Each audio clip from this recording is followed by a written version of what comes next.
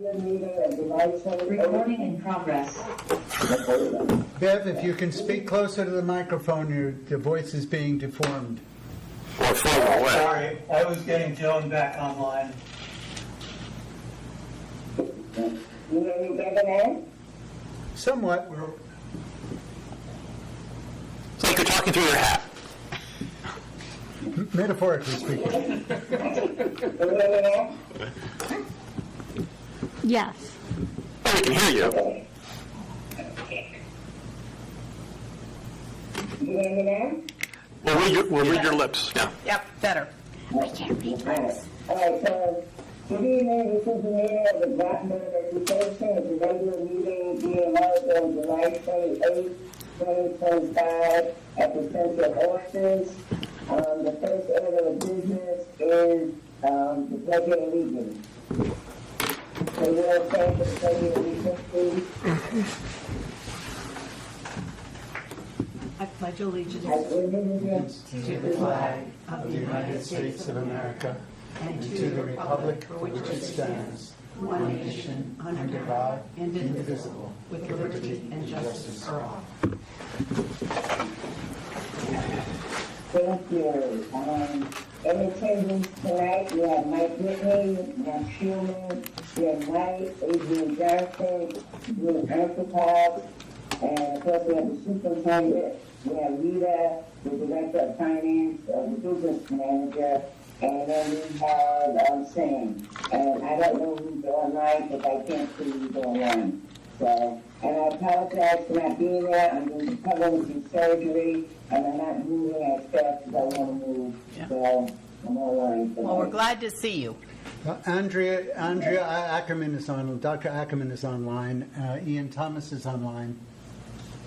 And Jay will join us when he can. He's running a little late because he will join us when he can. And I have a couple recognitions when you're ready. I'm ready. All right. Well, I'm happy to welcome aboard Stephanie Sawyer, our new principal at Charles Barnum Elementary School. And she comes to us with a wealth of knowledge and wonderful leadership. She's been a teacher at elementary level and middle school, an instructional coach in STEM. So that's really exciting, and an administrator in Wyndham. So she and Rita know each other from their good old days in Wyndham, but they've come to Groton, which we're so happy to have her. So if we had done, hope you got the news article. I thought the day did a wonderful job. But if you want to come up and just say a couple things, it's a microphone by Rita, if you wanted to, or there, yeah. Hi, everybody. Thank you for welcoming me. I'm very, very excited to be here. I said in my letter that is located on the Charles Barnum website how honored I am to be serving Groton Public Schools. I am a resident, and my son will be going through the Groton Public School system, so I am just super excited to be a part of all of this. And Charles Barnum has been so welcoming already, and I'm just excited to partner with them and look forward to the future together. Well, we're looking forward to working with you and playing with you. Thank you so much.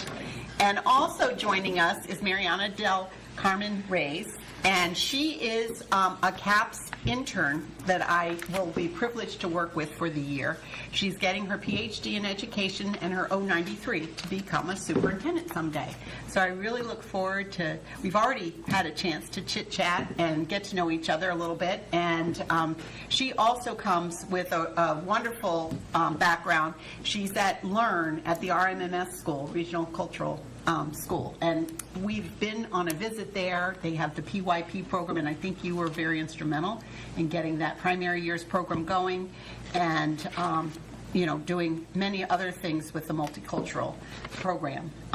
So I look forward to having you. She'll be coming to some of our meetings. This was one of the first ones. She said, I'm going to get ahead in the summer and start coming and meeting everyone, so we'll enjoy working together.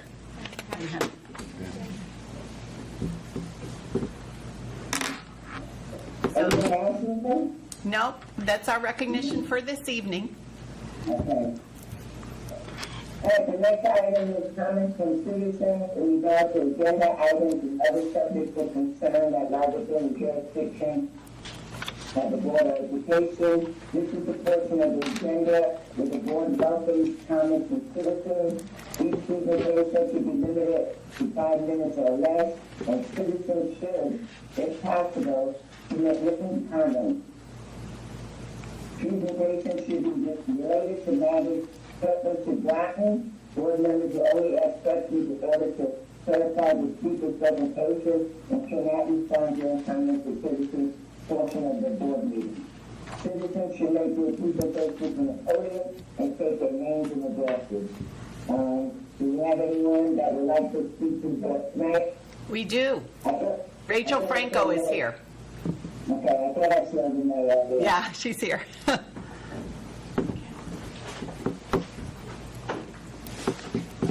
All right, good evening, Board of Ed. Rachel Franco, Topsail Lane Mystic, Town of Groton Mayor, Groton citizen. I do not typically come to Board of Ed meetings to speak. Ian Thomas has come and spoke at the Town Council meeting every month for years. And now Adrian Johnson has as well. They are advising the council on various topics, as well as Mr. Thomas also defending his spouse. So I thought I'd come to your meetings and return the favor, so here I am. There are a few pieces of advice I would like to give to you. Number one, Mr. Thomas filed an FOI complaint against the town council last year because we asked for an apology due to him being disruptive at one of our town council meetings, to the point we had to take a recess. Mr. Thomas' complaint at FOI was that he had the right to speak at our meeting. Here are some findings. FOI acknowledged that he had been disruptive, said they do not get involved in rules for which the council had the right to ask for an apology. What FOI found was a violation of the council did not add to our agenda the topic by a 2/3 vote, though the request for apology passed with a 2/3 vote. What it would have taken to add to the agenda. When FOI arises, I typically have the decency to call chairs and tell them that what I saw in their meetings regarding FOIA. This helps to correct the issue, save the taxpayers money, and attorney fees. Mr. Thomas obviously doesn't feel the same. Actually, I think he is playing political games, trying to inflict political damage, like you see in Washington, D.C., which we are not. Since I watched the last Board of Ed meeting and heard the Board of Ed Chair Washington repeatedly trying to get Mr. Thomas back on the agenda topic when he went astray, Mr. Thomas, that is an FOI violation.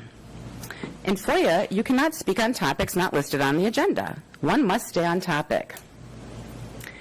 So now I have 30 days to decide if I'd like to return the favor and file a complaint against Mr. Thomas with the State FOI Commission. Number two, since Board of Ed members come to the council meetings to advise the council, Mr. Thomas and Mr. Johnson, let me return the favor and advise you. The Board of Ed finances are a mess. Those watching your meetings cannot figure out what is going on. One day you're in the negative $1.6 million, and the next week you're in the black. You paid a school employee $160 an hour for about a year to take care of your finances, and they are still a mess. If you as the Board of Ed cannot understand what is going on financially, neither can the community, nor anyone else. I'd like to thank Mike Whitney and Jen White, and sometimes others, for continuing to ask hard questions even when you run into a wall, over and over again. And to some board members, stop fixating on what the council is doing. Stop the Board of Ed versus the town rhetoric. And stop playing to the camera. Here is my advice. This is taxpayers' dollars. Do what is right for our community and figure out the finances once and for all. Hold people accountable. In closing, stop playing games, stop playing rules for thee but not for me, stop trying to one-up someone, do the people's work and fix the issues and find solutions to issues that are placed before you. I have plenty more to say, but I think I've returned the favor enough for tonight. Thank you for your service and enjoy your summer. Thank you. Thank you, Mayor Franco. Would anyone else like to address the board tonight? No? Okay. The next item is response to comments from citizens. Any response? Ms. Thompson? Adrian? Yeah, I'm just going to respond to that by saying I did speak at the council once, but it was in favor of open space in District 4. So it wasn't on behalf of the board, and it wasn't actually talking about anything the way the council does business. It was just on open space in District 4, and well, I guess I did speak about the possibility for needing new schools in the future, or for space for new schools in the future, I should say. Just wanted to offer that clarification. Anyone else? So the next item. Yes, actually, I'd like to speak out in Andrew. Okay. Yeah, I just want to clarify the record a little bit. The interpretation of the FOI Commission findings is a little bit off there. It actually, and my complaint, the nature of the complaint I filed, was targeted to a matter of procedure, as far as like not suspending the rules and not adding to the agenda properly. It had nothing to do with my right to speak. So I just encourage anyone that is, wants more information about it to read the file that's on record with the State Commission. Otherwise, I'd like to thank the mayor for coming out and sharing her thoughts, and I look forward to continuing the dialogue. Thank you. Anyone else like to speak? Yeah, Bev. Okay, go ahead, Ben. So, I could just sit here and be quiet.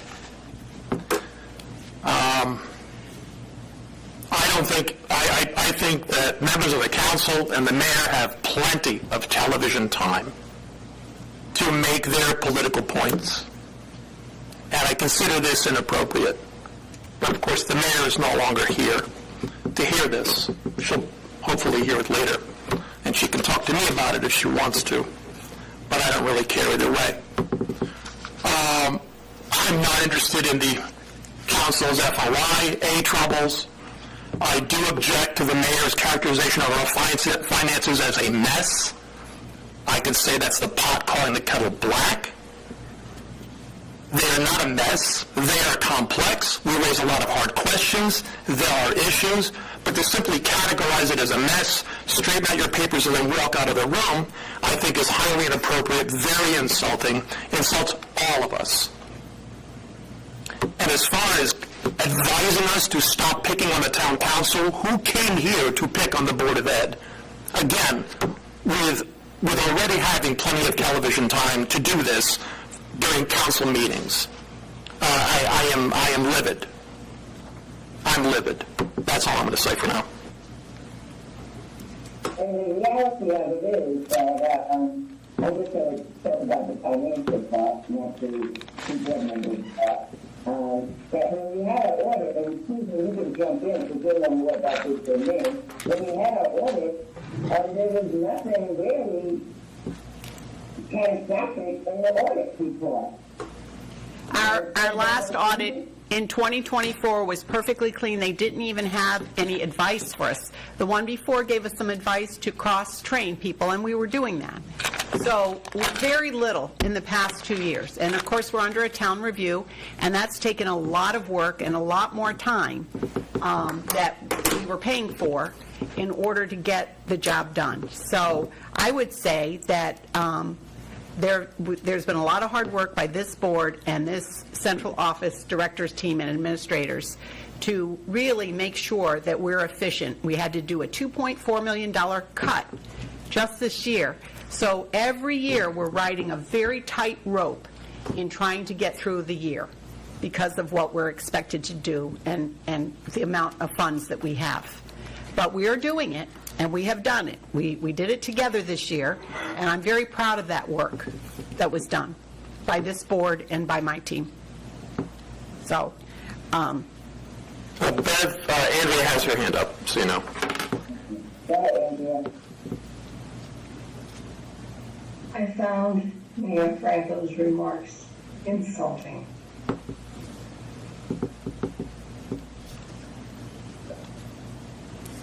That's it? I don't think there's any more to say. Inappropriate, out of order, insulting. That's good. And you know, our you know, we're not perfect, you know, budgets aren't perfect. So we try hard to do the best. We didn't have a business manager over a year. And Susan and her team had to do the best that they could. I mean, did we make mistakes? Yeah, we probably made a couple of mistakes. But I wouldn't say our finances are a mess. So that's what I have to say. I'm with you on this. Somebody else have their hand up? Yeah, I just wanted to kind of circle back and thank my fellow board members for speaking up on that. I was tempted to speak diplomatically, but I'm more in your camp than you know, what I said before. I mean, yeah, we do the best we can over here, and also to the point, like most of the times when I speak to the council, I'm speaking as a private individual. I'm not trying to represent the board, and I'm not trying to speak effectively on council. Just trying to be a citizen, actively engaged. Thank you. Any other comments? None? Okay. I can't see everybody, so I can, it's a good thing as well. The next item on the agenda is student representative report for the Groton students for September, and then superintendent and administrative report. I'll turn it over to you, Susan. All right, so I'd like to introduce Shannon Weigel, who we all know as our grants coordinator, and she does an amazing job. I think you saw her attachment that really gave you reference to the goals of the grant system, the federal grants that we received, the competitive grants that we received, and the ones that we are hopefully going to receive. So the ones in progress and then the ones that are with us. And she has a little PowerPoint to take us through, and in it will also uplift this document that you have in front of you that highlights the grants. Good evening, everyone. Just give me a minute here to...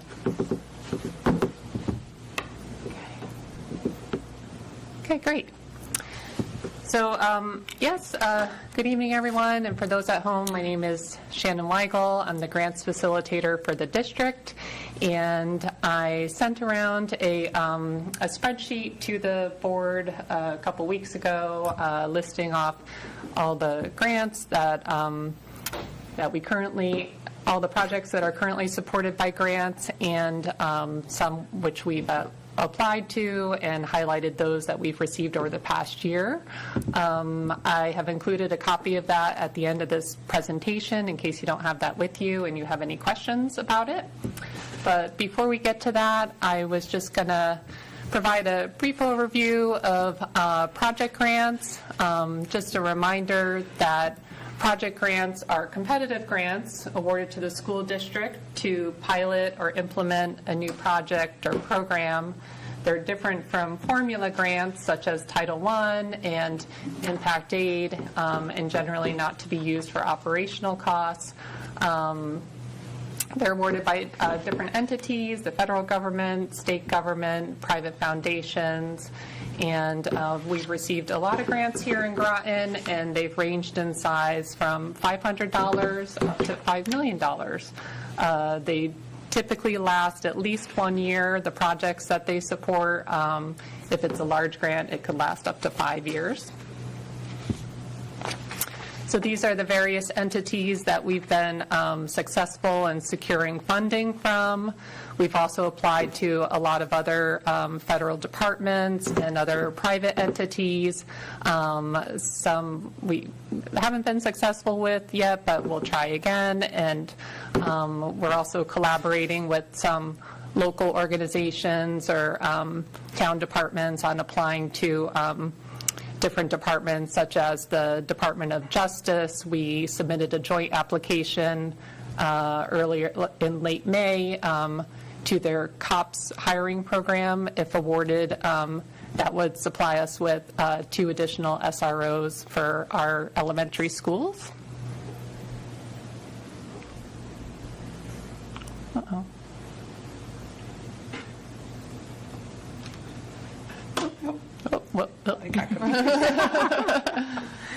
There we go. So I'm sure you're all familiar with our large grant-funded projects. DODEA, we've been the fortunate recipient of many grants from the Department of Defense. These are our 4 active projects right now. They're focused on world language, enhancing our elementary magnet schools, our career pathways, and our most recent grant is to enhance our IB program. The DODEA Career Pathways program grant will be ending this coming year in May 2026, but a lot of that work is now embedded into the curriculum, and we've secured other funding sources to continue some of that work. This is an example of some funds that we were able to leverage through one of our DODEA grants. So we've established a wonderful partnership with Project Oceanology. We've used grant funds to pay for a lot of programming with them, and now they think of us when they're applying for grants, and they've secured quite a bit of funding through the Department of Commerce, through NOAA, through their BWET program, and we were able to build 3 new outdoor classrooms at our elementary schools, and it's continuing to pay for student programs and professional learning for teachers. We were just awarded another grant. Project Oceanology was awarded another grant this year, 2024. This is our DODEA grant application that's currently pending.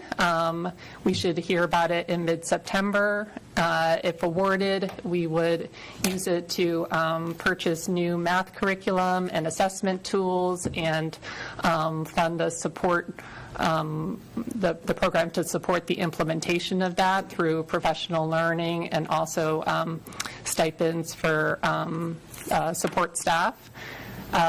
We will also use it to pay for additional STEM programming, specifically new clubs at the middle school to align with our career pathway program at the high school, and also more field trips with Project Oceanology, further enhancing that partnership. Can I just add this, that when we do our national conference with Department of Defense Education Activities, we do get a positive response at how Groton absolutely makes sure that these are all sustainable projects. You might remember that the first math grant we got in 2017 was the #1 grant awarded out of the nation. We were one out of, I think, 125. And so that was moving us forward, but now we really feel like we need another, I guess, focus on the mathematics and really continue. So one of the things they do say is they see this whole trend in the core curriculums, but also in the STEM fields, which they recognize is important, of course. So just wanted to add that. Yeah. So I'm keeping my fingers crossed. Always. Some of the smaller grants we've received, this is an example through the Public Utilities Resource Authority. The first year we received $90,000 with them, and we used that to make some really necessary and important upgrades to the Fitch High School auditorium sound system. And we also brought over some of the lighting system from one of our former grant projects. And then we also used it to bring Groton Public Schools online, streaming online. We now have our YouTube channel. I posted this one of the Groton Middle School promotion because it got 2,000 views. I thought that was pretty cool. But yeah, we were able to reach a much bigger audience now because of those upgrades. And of course, our after-school programs and summer camps. We've been fortunate to be a 21st Century Learning Center grant recipient. This is also going into its final year, so we'll be looking for additional funding to sustain that program. EB chipped in some funds this year to run summer camps over at CB. Yep. So again, the more the community knows about all this great work that we're doing, the more funds we're able to leverage through our partners. And, of course, our very successful Farm to School program, thanks to Ernie. So this graphic here just shows how our program has grown over the years. What started with 4 garden beds is now up to 20 garden beds, 2 greenhouses, a hydroponic system, and Ernie's been able to purchase processing equipment to serve fresh food in the cafeteria, all because of the Farm to School program. And these are just some of the funders that have supported that growth. And this year we had a great celebration in March, I think it was, when we had the ribbon cutting for the shipping container out back here. Brian Holpert, the Department of Agriculture Commissioner, came down and shared that important event with us. So, the grant forecast, been better years.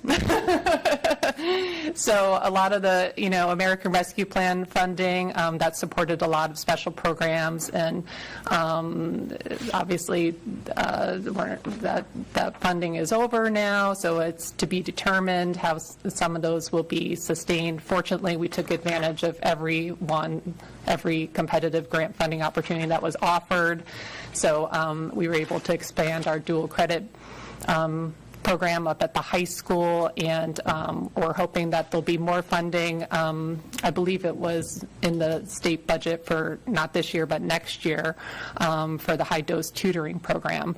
Unfortunately, the USDA's several of the education programs at the federal level have been cut, including the USDA's very long-lasting, very successful Farm to School program. Hopefully it'll come back, but we're lucky to be here in Connecticut, where the Department of Ag is filling in that void, and then some private foundations have really stepped up, including the Kendall Foundation, which immediately provided a funding opportunity for those who weren't able to receive the Farm to School grant. We had all submitted our applications, and then they said the program would not continue this year. The 21st Century Learning Center program, it's yet to be determined if that will continue or not, but again, fortunately in Connecticut, they provide kind of a similar program called the After School Grant Program, and we've applied to that, and we also received some more funds from Chelsea Groton and Electric Boat. And the Magnet School Assistance Program is gone. However, we didn't have any immediate plans to apply for that, and some other groups are filling in that void. So I feel during this time it's more important than ever that we, continue to collaborate with our local partners and really strengthen those partnerships. And we've, started doing that more this year. We collaborated with the Town of Groton's Technology Department to submit a joint application to CEN Connect, and we were successful. And we just submitted a second proposal that's going to equip a bunch of public spaces that our students use around the town with Wi-Fi connections. We worked with the town's planning department and GOSA on 2 successful applications. We're working on another one that's due this week. And we're, continuing to nurture our relationship with Electric Boat, and we're really hopeful that they're going to help support the new machining lab up at Fitch High School. So this is the spreadsheet that I sent around a couple weeks ago, if anyone has any questions about a grant that I did not mention. And that wraps up my presentation. Done anything with the federal grants on this sheet? That's a whole nother, they were a whole nother group of grants. Yeah, I don't include the titles or impact aid, so this list is just the competitive grants. So with that, I think I sent around to you all, I got the good news over the weekend, and I forward to you that the funds, federal funds, have been released. The Commissioner of Education is waiting to find out the exact funding, the number, and as soon as she's got that information, she'll forward it to us. But I know there was a lot of worry in town about those funds. I think our adult ed money did come through. I saw that. So some funds have been released already. So we're just keeping close tabs on that and making sure, because those funds do support our schools, our title schools. There's 4 of them: CK, Thames River, Mystic River, and the middle school are considered because of the number of free and reduced lunch. And then we have a district carve-out for, really, we have, children across the district that would need that support. So we're able to use those funds for staff, sometimes social workers, tutors, and then also for materials and family engagement. It's really a big ticket, and professional development. So that could be a whole nother briefing on what do we get for those title funds. So, but that was good news to hear recently. I did have a question. There was one slide there's one slide where the funding, it was going to expire in 2026. I think it was related to the DODEA one. I just want to make sure, this one, the career pathways. I know there's a lead person managing career pathways, and I just want to make sure that that person will continue and is not funded through this grant. Is that... Well, the project directors are really for just the 5 years of each grant, and that does go away. What we have is at the high school, Chelsea Courtwright had originally had 2 years under the Congressman Courtney grant to spearhead this initiative. So she, as a counselor, and Melissa Manzione, who's the CTE chair, worked together in collaboration to continue this mission. And that's part of, that work. And it is sustainable because it's within what they are doing, in their job.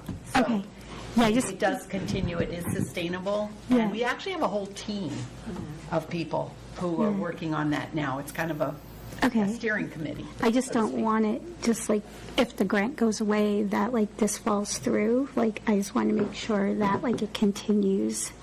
And I think really several of our other DODEAs do have language in them about career pathways. I know that the magnet schools aligns with all the magnet work in the elementary and middle school and then into the career pathways. So there are still funds in some of the other DODEAs that help support that work. Okay, great. Thank you. Any other questions? Adrian has his hand up. Yeah. So I'm wondering about, and thank you for the presentation. This is great to have all. We've heard about a lot of these, but it's great to have them all put together in one presentation. But I have a question about the DODEA grants. How do we choose what because we get one grant per year, correct? Right. And it can be up to 1.25 million. How do we choose what we're going to apply for? Because it's pretty wide, right, on what we could apply for? It is, yeah. So it has seemed to me, as the grant facilitator, that it's usually pretty obvious what's kind of is the focal point or what's needed in the district and what, but maybe Susan could answer that better. I think that it's, knowing what the vision or having the vision of this district the past 11 years, we certainly have built one onto the other. So you see the theme of STEM. The STEM grants are kind of different than the world language. The world language was a separate type of grant, and so we went for that, and we can still go for another world language grant. So that was one of the things we did contemplate. Yeah. But we really felt that this one, it was time for us to reignite that mathematics, and I was hearing it from the board and, taking your lead on that a little bit too. Yeah, I mean, my sense was, based on our math scores and our recovery from COVID, that was kind of the biggest need right now, based on Anne Marie's analysis and. I don't disagree that that these aren't great grants. I'm just wondering the process that we go to, because, I've only been on the board for a year and a half, Yeah. but I hear about the grants, it seems like after we get them, and I don't really know what's in the pipeline Yeah. of what's going on. It seems like those specifically, because they're such large dollar amounts, and they really supplement education. That's how I was just wondering It does seem- how It how seems like things are directed. organically, we've kind of almost been following the cycle of the state, too. And I think you'll see that the state kind of circles around, and that, like, a couple years ago, there was a big focus on literacy, and then math usually follows that, and then the science and social studies. So there is kind of this sort of cycle of continuous improvement, and we're usually kind of in line with that. At one point, the first several grants, I think this is number 8 Should be or 9. 8, yeah. The first few were just strictly STEM. There was no world language. They had to be STEM related. And as they grew, they started opening up and opening the doors and looking at literacy and looking at other things. And a lot of times we'll get recommendations from the leaders of DODEA, knowing us so well and knowing what we've been through, to say, have you considered, I know that for instance, when we were contemplating IB, they were very much supportive of that. Other districts, military districts, many of them host IB and have international baccalaureate. So traveling from place to place, port to port, we noticed that. And the JROTC, the World Language Grant, we had to apply for the JROTC, the military science, in order to get this grant. And so that sparked that initiative. So they're kind of linked together in certain ways. But I think it's the team, the leadership team, and it's also, hearing from the board and the things that we're looking at, as we go forward, the things that we need to accelerate helps prompt it as well. Yeah, they do. They offer 2 grant programs each year, and you can only apply for one. So one is the World Language Grant Program, and then one is it's military connected support program. So it has to be academically focused. In the beginning of when we first started applying back in 2015, there was a bigger social emotional component. Like, you could make that a bigger part of your application. But since then, I would say over the past 5 years or 7, it's been more focused on academics, but it could be literacy, math, STEM. There was one year when we applied for the Career Pathways one, which helped sort of focus our intention for that year. They gave extra points if you included health science. Yeah. So we were like, well, we have this great program up at the high school. Let's take this opportunity to expand that, and then we'll get the extra points, and we're more likely to get it. And that's how we built the nursing and the EMT program, too. Yeah. So it's partly being opportunistic, if they have a focal area, but in general, it's pretty open-ended. All right. Yeah. All right, and one other question. The COPS hiring program for school resource officers, if we are awarded that grant, will that cover the full cost of those resource officers?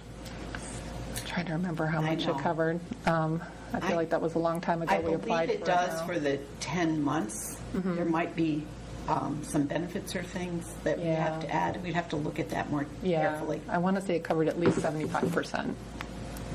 I can't remember. The other part of that is we're starting with just the 2 to share amongst at least the 4 in the town. The 5th one, Thames River, is in the city, and they actually have a youth officer who is almost at Thames River daily, so she almost is an acting DARE officer and connection. So we just have to make sure that we've got the resources shared fairly and make sure that everybody has a go-to person and has the same amount of time. So we'll work on that should we get the grant. Yeah, no, I mean, that's a great program if we can get, there's been some talk of the need for school resource officers, and this is fantastic if we can get that money. And we heard loud and clear from our families after those threats were made at the 2 different schools.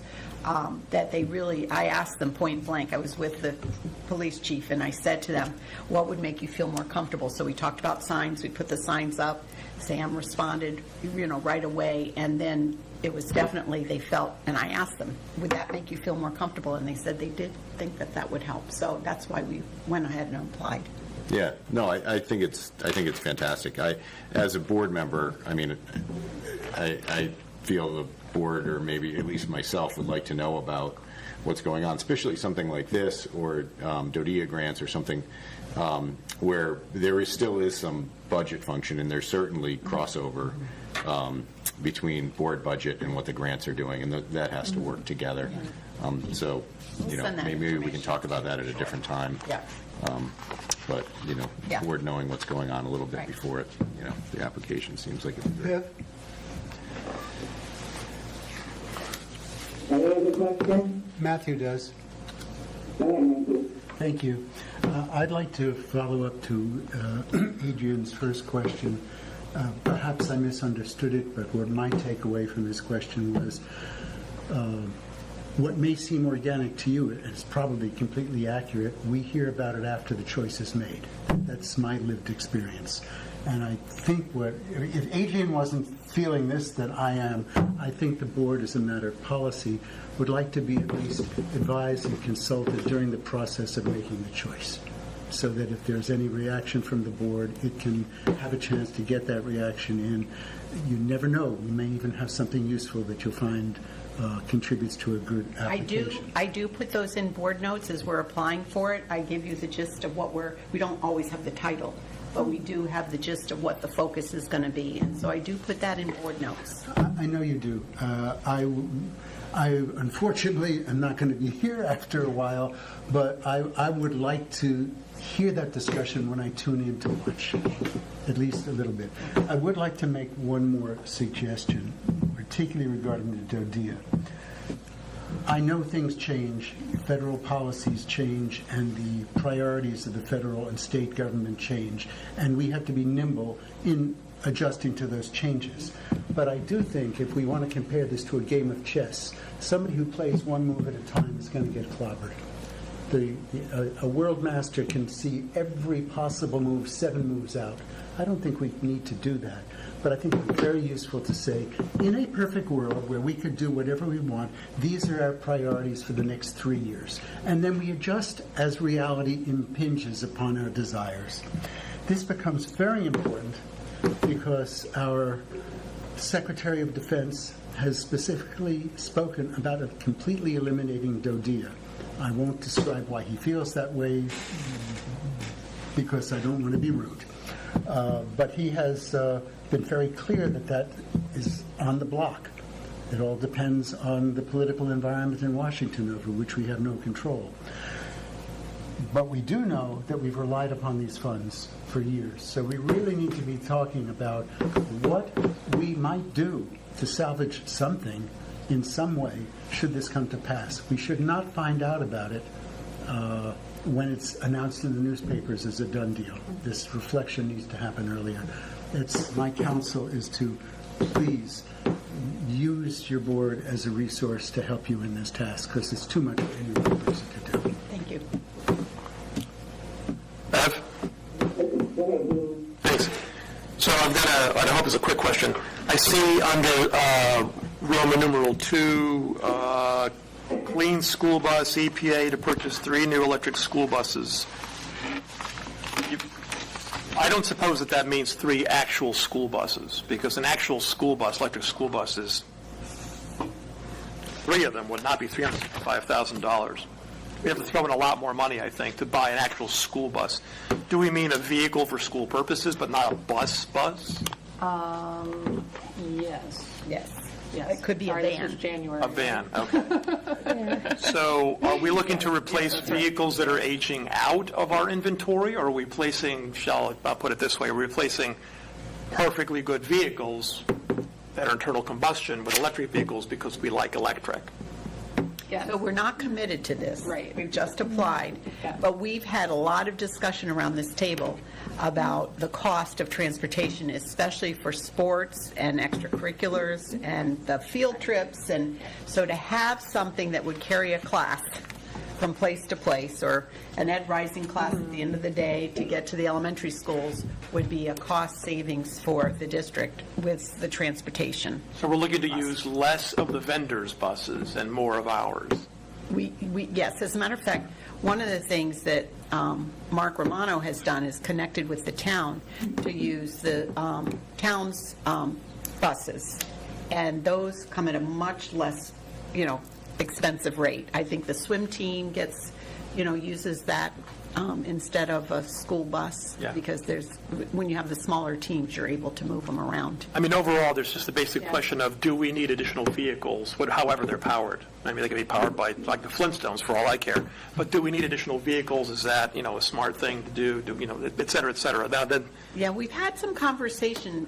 The board has talked about this a little bit, and I don't know, it was one of those things that we just really felt like, it's no commitment on our half. So if we do receive it, we'll get all the details, and the board will have to make the decision on that. okay, that's what I want to know. Thank you. Yeah. You talked about this at financial facilities at one time about this thing. We've talked about one, electric school buses, actual school buses, and then also this other topic of, could we do with an extra vehicle? And if we get a grant for the vehicle because it happens to be electric, then I guess so much the better. But anything that we add is a serious commitment, because now we'll have a thing that needs to be maintained. Right. And then when it goes, to be replaced, that we did not have before. So I want to make sure we know what we're doing before we step into this, and not just say, oh, look, we're getting a grant because of whatever reason, and let's go out and buy something with the grant. Well, now we own it. Now we have something. We have an additional vehicle. But if we're replacing an existing vehicle, that's a different calculus. Well, we don't own any of our transportation vehicles for At all? children. Okay. So I think that was what we were thinking. If we did have that, it could really serve us well for some of these field trips and some of these smaller class experiences Yeah. that we wouldn't. It used to be fine when we had a contract that was 6 to 6 and everybody rode for free, or rode for the contracted amount, not for free. Right. And now we don't have that, so. If we do acquire vehicles, then we probably should keep track of, as best as possible, how much, so you can make the justification. We acquired this capital item. This is what the cost to us is. This is what the cost was probably going to be had we stayed with, Right. With an outside vendor and had them augment their contract to ferry our kids around after hours. Right. I think Mike was next. Yeah, is that okay, Bev? Yeah, thanks, Shannon, for the...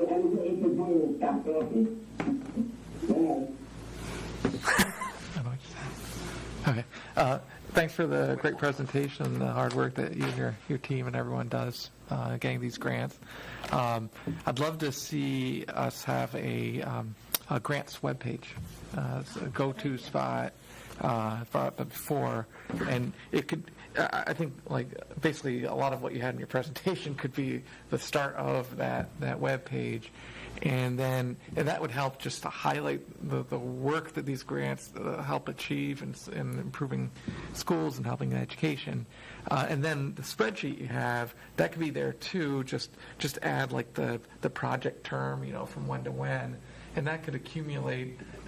You could start with this as present day and then accumulate like as years go by, because around budget time, through the town council and the RTM, and I've had these questions myself on the RTM, like, well, what is this grant doing? Is it competitive? Is it not? Things like that.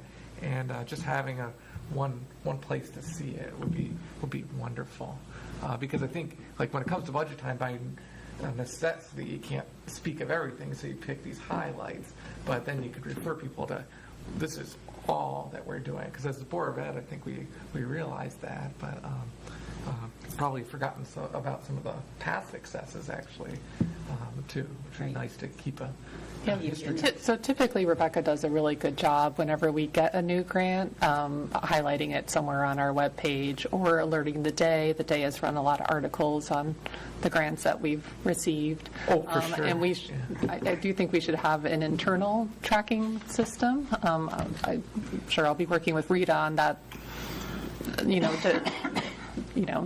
And she'll be publishing Yeah, these that I update probably kind of on a more regular quarterly, basis. so that Yeah. you'll see, and we've done that before in the past. I'm just thinking, like, But I like the website idea. yeah, almost Yeah. as easy as say clicking on Fitch High School. You click on the grants page and see it. Like we could do, Board of Ed has one, Finance Office has one, things like that. And in the past, even in our budget book, we've done a really good job of showcasing the different grants. And I think there was a page in there on grants, but I just don't know if we showed anything like this with all the competitive Yeah, grants. that's Were they usually in there? in Yeah, there. Yeah. okay. Any other questions or comments?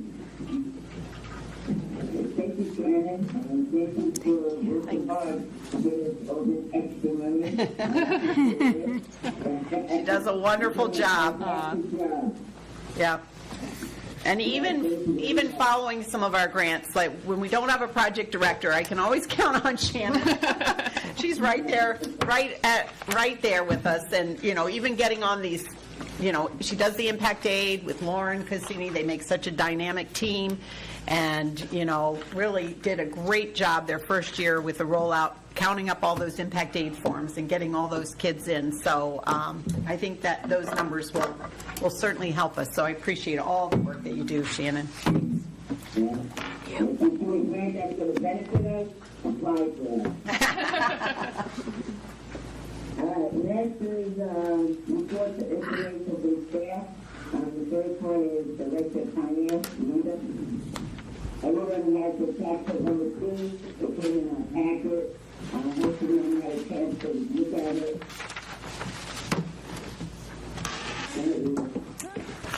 Hi, this is the report we went over in the Finance and Facilities meeting. It has not been updated. We are working hard on the last couple weeks, getting all the invoices from the previous month to close the year. So this is what we went over. If anybody has any questions, I can try to answer them. And that's the expenditure summary.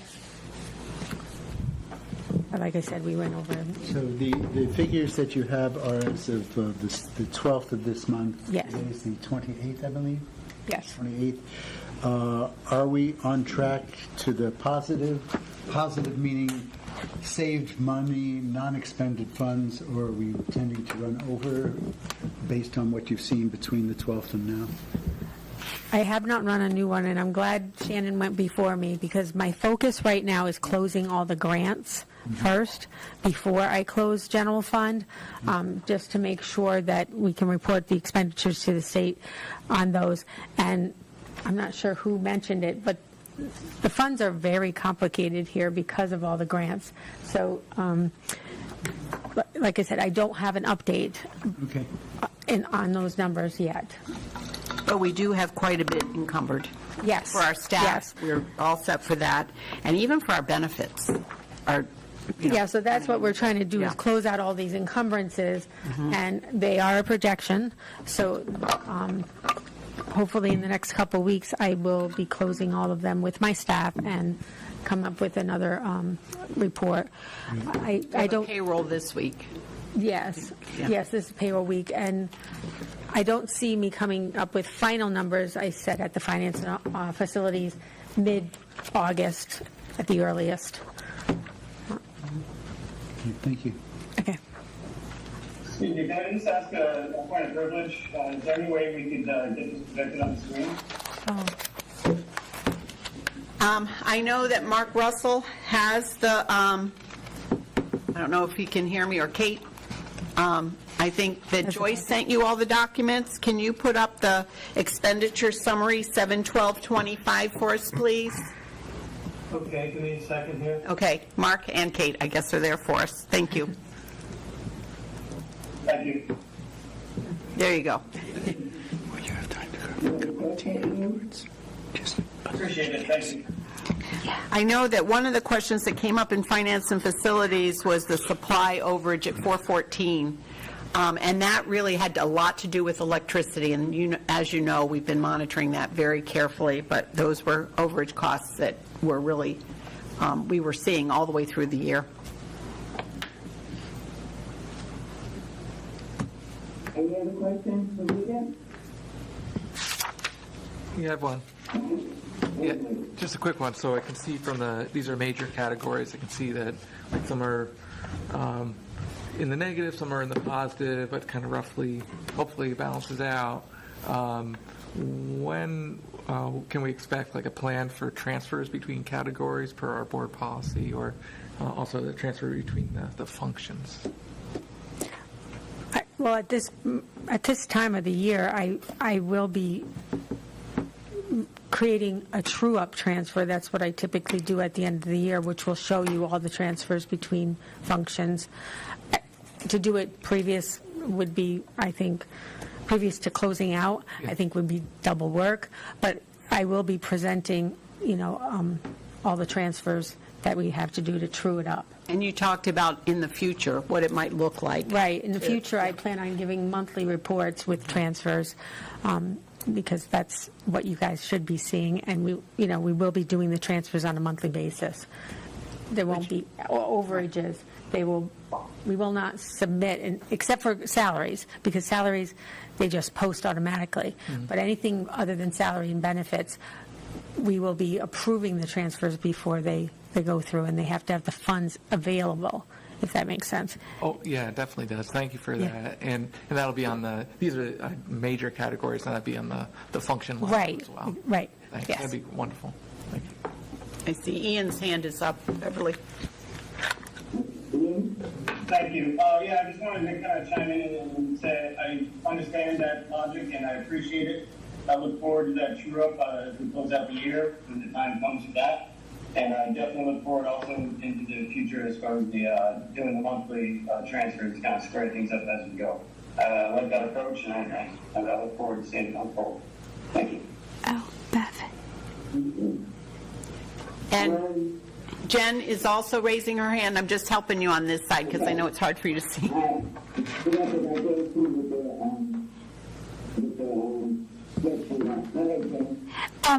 I just wanted to say for the rest of the board, we had a really good finance meeting with Rita, her first presentation. There was also like an exhibit that she had shared for one of the cost centers, and she had like the detail.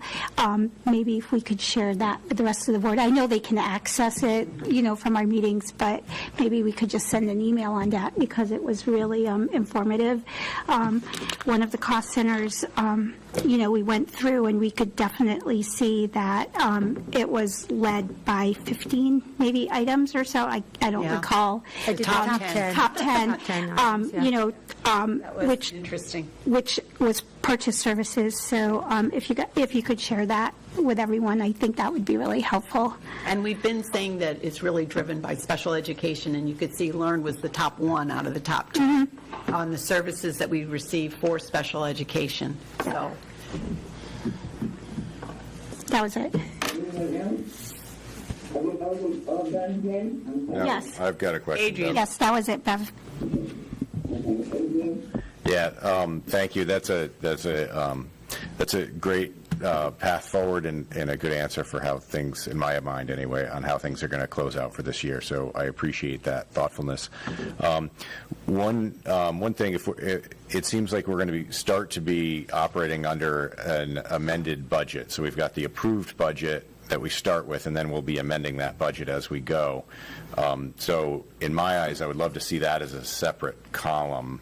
Oh, absolutely. So we see the FY24, the FY25, and then the actual operating FY25, which is going to be a little bit more dynamic as we go. So we can see where the expenditures are compared to what we planned on. The reports I'm used to has an original budget and a adjusted budget. Yep.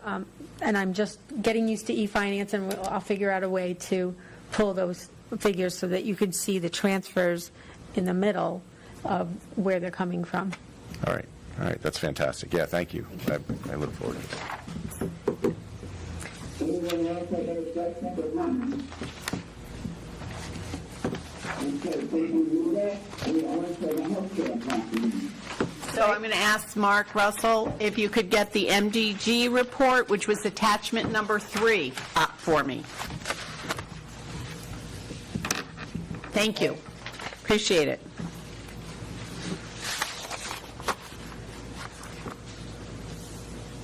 And this document comes directly from our broker, so I'm not sure if I'll be able to answer questions on it, but I think it's awesome information on a monthly basis, and it looks like we're doing well with the fund. Well, and you can see even the way it's graphed. I mean, this is such a different picture than what we were seeing last year. Such a better picture.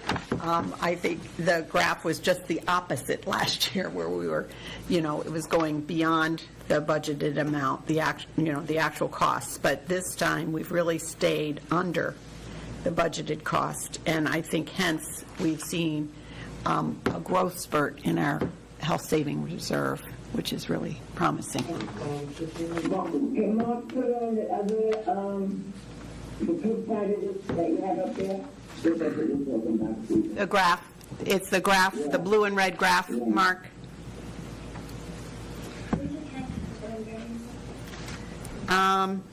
Attachment 3. I thought it Number was the 3. back page of 3. Oh, yeah. It's on the back page of 3. I think it's that same attachment, just had to scroll down.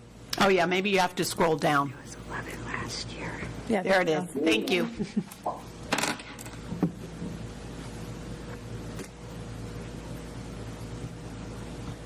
You want to talk about this dashboard? Jay has his hand up. I wonder why it looks like it's in Excel. Why? This comes directly from MDG, so I'm not sure if I can add anything to that, but it's kind of weird why it comes up in Excel. I used a PDF document. Looks a little different. Yeah. Any other question? Yeah, I just have a quick question, and I know that Rita won't be able to answer, but I'm just wondering if somebody could check with MDG on this. At the bottom of their monthly update, they indicated that the account was favorable by $3.388 million. Right. However, the corresponding spreadsheet shows 2.251. I'm just wondering, is that due to a transfer from the reserve to OPEB, or why would there be a $9 variance? And again, that's just something probably that we would want to ask. I think we do need to ask that. I hadn't even noticed that. I've been told the 3.3 million number is the accurate number that's what we've heard from the town. Right, it doesn't match the dashboard. So, but I do know that this reserve, this is one of those things where the money is held in an account, not a necessarily physical bank account per se, but you know what I mean, an account created by the town. Correct. And my understanding is allocates to OPEB at the same time. So I'm just curious if maybe some money was shifted to OPEB. I do believe we had a transfer due to increase the balance of OPEB. So if we could just get some clarification on how they came up with these numbers, that'd be great. Are we talking about the 2.25 million? Is that what we're talking about? Because that's for that year. That's only for the year, I believe. But I can double check with MD. So in other words, the 3.3 probably included the million that we already had in there. I think this is for the fiscal year because it's saying variance total by month, and so that 2.2 million would be just for this fiscal year in my eyes. But I can double check with MDG about the difference. Yeah, because the total reserve should be higher than that. Correct. I agree. This is just what was sort of added to the reserve in the current year, but we went into it with having more money as well, so. That's what I'm thinking too, Jay. We'll double check though on that. That was good finding to find out for sure. Bev? Dean? Yeah, quick speculation. The text, the memo, when it talks about the $3.3 million, it discusses Groton Town and BOE, whereas the chart just covers the BOE. So it's a guess on my part that the discrepancy has to do with the fact that it's two different apples. I will double check. Yeah. Yes, we will. Thanks. And I can request the fund information from the town if need be. That would probably be good. We do that. Any other questions or comments? Yeah, this is Adrian. I have a question. In thinking about the variability of how much we spend from year to year, I was thinking about our contracts with employees typically have, like, the employee is responsible for a percentage of the health care. Is it a percentage of what's budgeted, of what's spent, of last year's spend? Do you know It's a that? percentage of Anthem's rate. So Anthem comes up with a rate, even though we're self-insured, with an individual rate, double rate, and family rate. So it's a percentage of that rate by month. So even though we're not billed monthly, we still get a monthly rate that is calculated by Anthem. Does that make sense? And it's per their contract, right? It's per their contract. So say that teachers pay 22%. Right. That 22% is factored from the rates that we get from Anthem. But the rates aren't necessarily the cost of health care. No, not necessarily. The rates could be what we believe that we have to fund the health care. So say we have to fund the health care $10 million, the rates are based on that. MDG typically works with Anthem to come up with these To come up with that rate. Correct. So it's like a premium. It's like a premium, exactly. Yeah. Exactly. Does that make sense? Yeah, so that's based on, but that's fixed for the whole year? Correct. And so It's that's going to fixed be for the whole year. based on the fiscal year prior's not guess, Fiscal but year. experience on what they think the future's going to be. Correct. All right. With a percentage increase in what they expect the future claims to be. Yeah. All right. Thank you. Point of clarification, Beth? So it's my understanding, and I'm primarily doing this for anybody who may listen, that whatever the unexpended budgeted amount for health care that we might have, whether it's $1 or $3 million, if it's unexpended at the end of the year, that goes to our reserve fund and rolls over to the next year to help cover those expenses. It's not expended by us for current operations. Typically, what it goes into the reserve fund is what the broker tells you to fund it. So we've already sent 12 payments to the insurance company, which I verified. Those payments that are done. It's not always linked with what's budgeted. What's budgeted is a projection, and we get funds from the employees, funds from grants and all of that. So it's not always what's budgeted. So if we budgeted $10 a month, just to keep numbers manageable, Yeah. and at the end of the year, we hadn't spent $120, we'd only spent $102. That extra $18 would then be transferred into the reserve fund? No, that extra money, that available funds, is either on my report here, in the 200, and it's offsetting the other expenses. So 200 are benefits, is the benefit line that includes health insurance, it includes a lot of things, tuition reimbursement. So if you're talking about the available balance, that does not get sent to the broker, or to the actual fund. Okay. The only thing that gets sent to the fund is what our broker tells us to fund. Okay, so then if we have $18 left, with my hypothetical. Right. Who has that? what functions have access to them? If I'm using the wrong words, correct me. What functions, how can we utilize that money? We could do a transfer. I mean, my experience has always been if there's $18 left and we need it in salaries or we needed to pay the electric bill, because the electric's over $500,000, that's where it goes. Okay, so we're end of the year, we have $18 left over. If we found that we had a broken water fountain in one of the schools, could we transfer that to pay for the water fountain?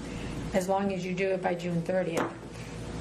So Otherwise, you have non-lapsing funds. yeah, otherwise you do, yeah, you should carry it over to the non-lapsing. Correct. And that money transferred to the non-lapsing funds can then be used for operations? Yes. That's right. Great, thank you. I see Jay's hands raised. Jay is hand raised. Yeah, just one more quick observation, and that is because we are self-insured, we receive prescription drug rebates. Yes, we do. You're right. And I'd be curious to know if MDG has included those in the balance of the 2.25, or if that's still pending. I don't know how many times a year those rebates come back to us, but that's one of the advantages, if you will, of being self-insured, is that you are eligible for prescription drug rebates, whereas if you were a fully paid plan, it would go to Anthem or your broker. So we do get money back over and above. That- all the claims that- Yeah, it's significant too, and I do believe it has come. It's typically once a year. Yep. Yeah, typically once a year, but I'll have to check if we've received it. Okay, thank you. Any other questions? Yeah, Beth, I have one. It's not about the health care, but it's financial. So if you don't want people to answer it, just let me know. It's just, I was wondering if we had any update about the town operational review. The town council, I think, was expecting one soon, or maybe it's already happened. So I just want to know if we know of any update on the operational review. Nothing yet. John said he'll let me know when we get something. Okay, thanks. But as of Friday, nothing yet. Okay, thanks. Yeah, we've not heard anything. I know we were still getting documents. There are a couple documents I should be giving to him within the next day or so. All right, anything else to read us that has to do with health care or the general fund financial report? Okay. Moving right along, thank you, Rita, appreciate it. Thank you, Rita. You know, while the sun is still shining. Good point. Thank you very much. Good evening. So I have a couple of items that I'm going to report on tonight. The first item is what we're doing with the maintenance department right now. The maintenance department has been, while they're working on their work orders on a daily basis, the other thing that they have been doing is clearing out the Wells Road facility and reorganizing that in order to get the items that are in the garage at Fitch High School for the manufacturing center, get those things out of there, and we're going to be using that building at Wells Road for that. Hopefully we'll be able to fit everything in there. I've also got permission from Susan to get another container for some of the snow removal equipment or items that need to stay on campus rather than running them back every time we think it might snow. So that's what maintenance department's been working on. Today we actually had our annual asbestos training, which is required by the state of Connecticut. So about 60 of us were there for the training, custodial maintenance departments. And the custodial staff is working hard to complete their work of deep cleaning of all classrooms and all areas within the buildings for our August 15th target date to get our staff back in, the teachers to get back into their classrooms to get set up for the first day of school. August 15th is our traditional date for teachers to get back in. There have been some coming in. There are some rooms that are already clean, perhaps, and if it's a rainy day, we sometimes get calls from teachers. I came in today. Those are mostly elementary teachers Yeah. who are setting up early. If it's raining out, we usually get a couple of calls to see whether they can come in, so those things are going on. And then the last item is that we have some plans for a wall at Catherine Kolnaski to divide the music room, and also to segregate a section of the main office for another private space in the main office. And we submitted those to the building department, and we just got word from that actually the fire marshal would like some more, wants more professional, wants a professional plan developed for the wall and the music room. So I'm going to be working with Silver Petrocelli this week to see if we can get that done in order to get that taken care of. So a little surprised.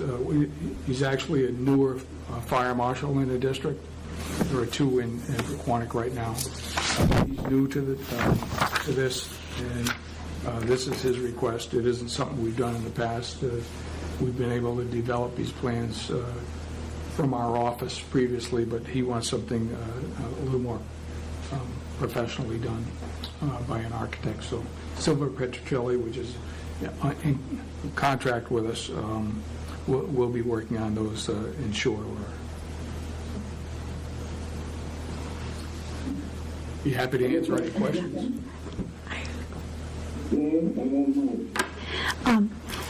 Because of this unexpected request, do you expect us to be able to get the walls and the divisions up in the room before that August 15th? No. No?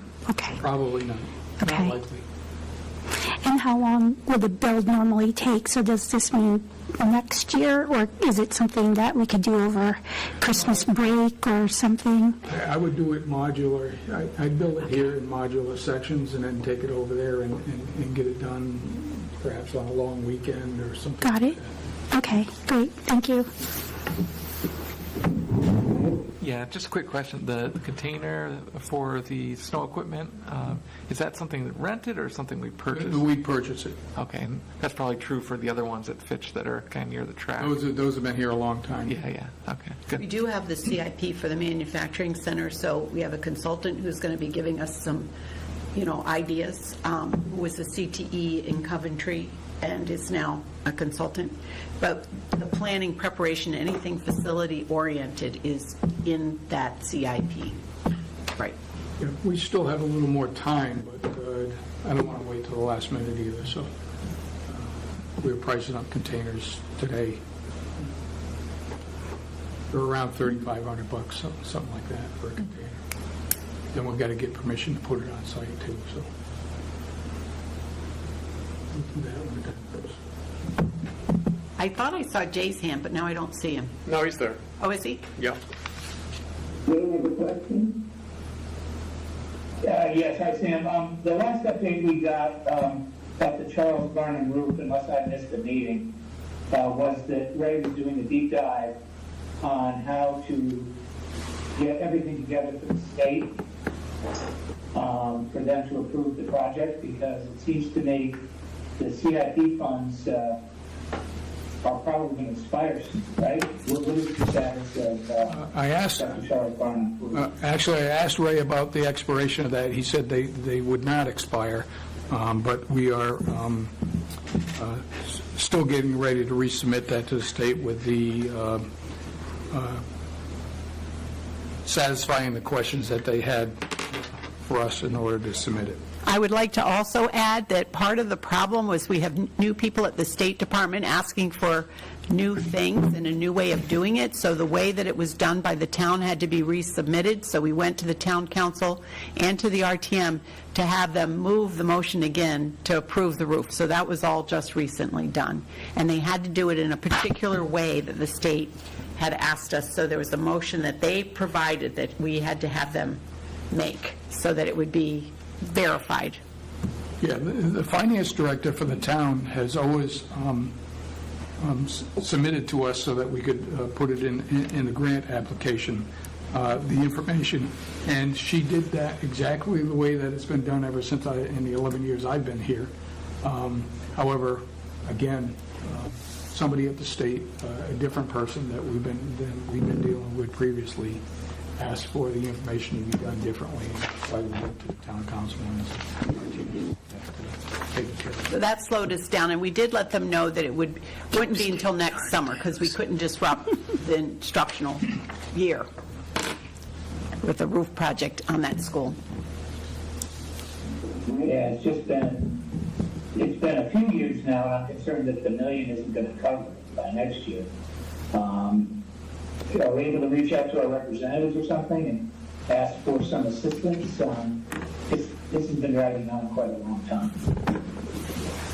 Well, they finally let us know, Jay, what we had to do, so we did it. So I don't know, has it been resubmitted yet, Sam? I'll have to double check. Okay.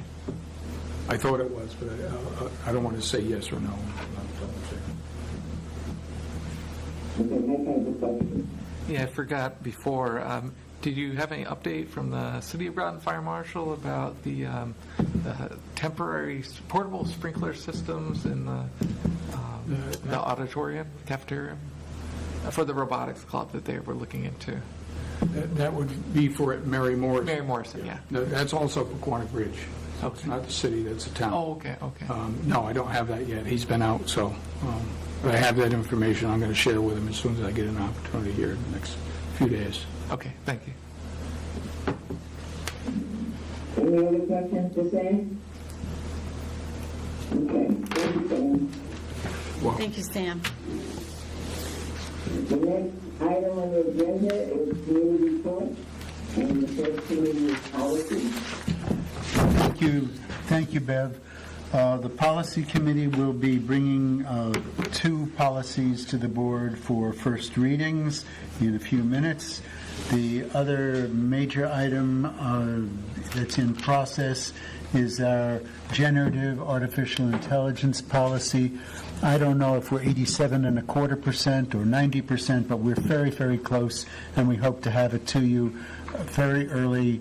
Well, our next meeting is going to be the 12th. I hope we can have things to you by the 15th, so you have plenty of time to read them. And if there are questions when you read them, please get in touch with me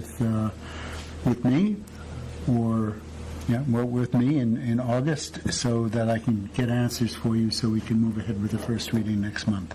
Thank you. Next is curriculum.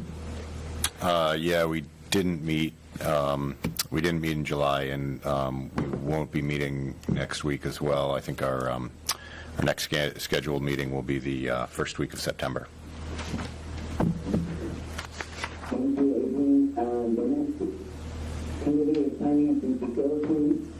Sure.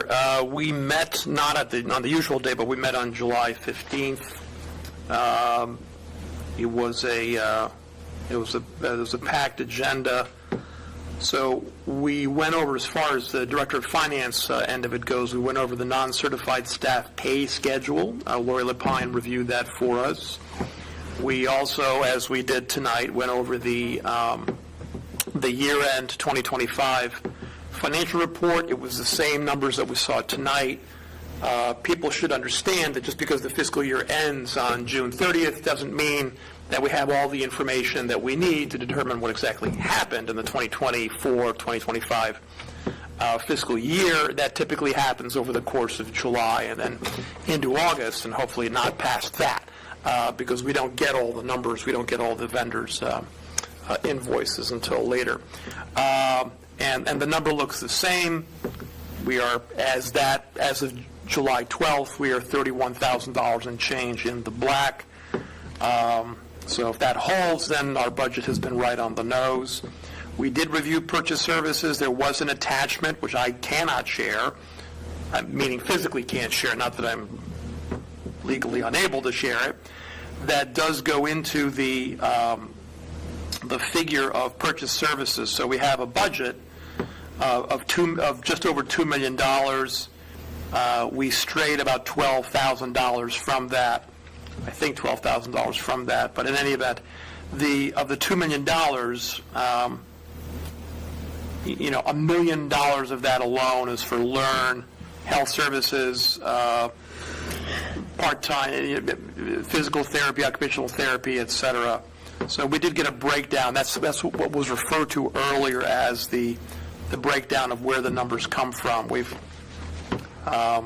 So that is part of our minutes from the July 15th meeting, and that is available publicly. It is online. If you go to the calendar, the school calendar for July 15th and hit minutes for the Finance Committee meeting, the public can find it there, and all of us can find it as well. Okay, we had a report. There are a lot of things to talk about for facilities. We had there have been questions about Mary Morrison, its current use, its potential for future use. What would it take if we were given if we were required to use the space for instruction, normal, everyday instruction like in elementary school, the way it used to be. We talked about the things stored there, talked about the use of the building for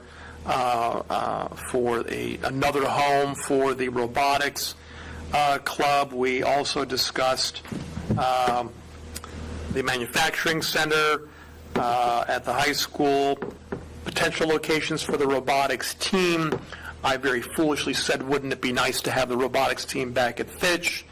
I was sort of figuratively tapped on the shoulder by a coach of the robotics team to tell me that, in fact, a different location might be better because of the space requirements. For example, they need more than one classroom for their operations. They need a dedicated large space like an auditorium when we don't have a third, not an auditorium, gym. We don't have a third gym at Fitch. There is a spare gym, of course, at Mary Morrison for their setups, et cetera, et cetera. So, and again, we went into why it was that, how we could, would we be able to, do we really need to sprinkler the building? Can we use the portable sprinklers, satisfy the fire marshal's requirements, et cetera? We talked about a community Wi-Fi grant for broadband access in several locations in town that have a need for it, and that's roughly about it. That meeting ran about 2.25 hours, so a little longer than our normal finance meeting, but that's about it. And if any member of the committee, I think Jen's here with us, Bev, I believe you were in attendance, Jay was in attendance. If you have anything you want to add, you're welcome to do so.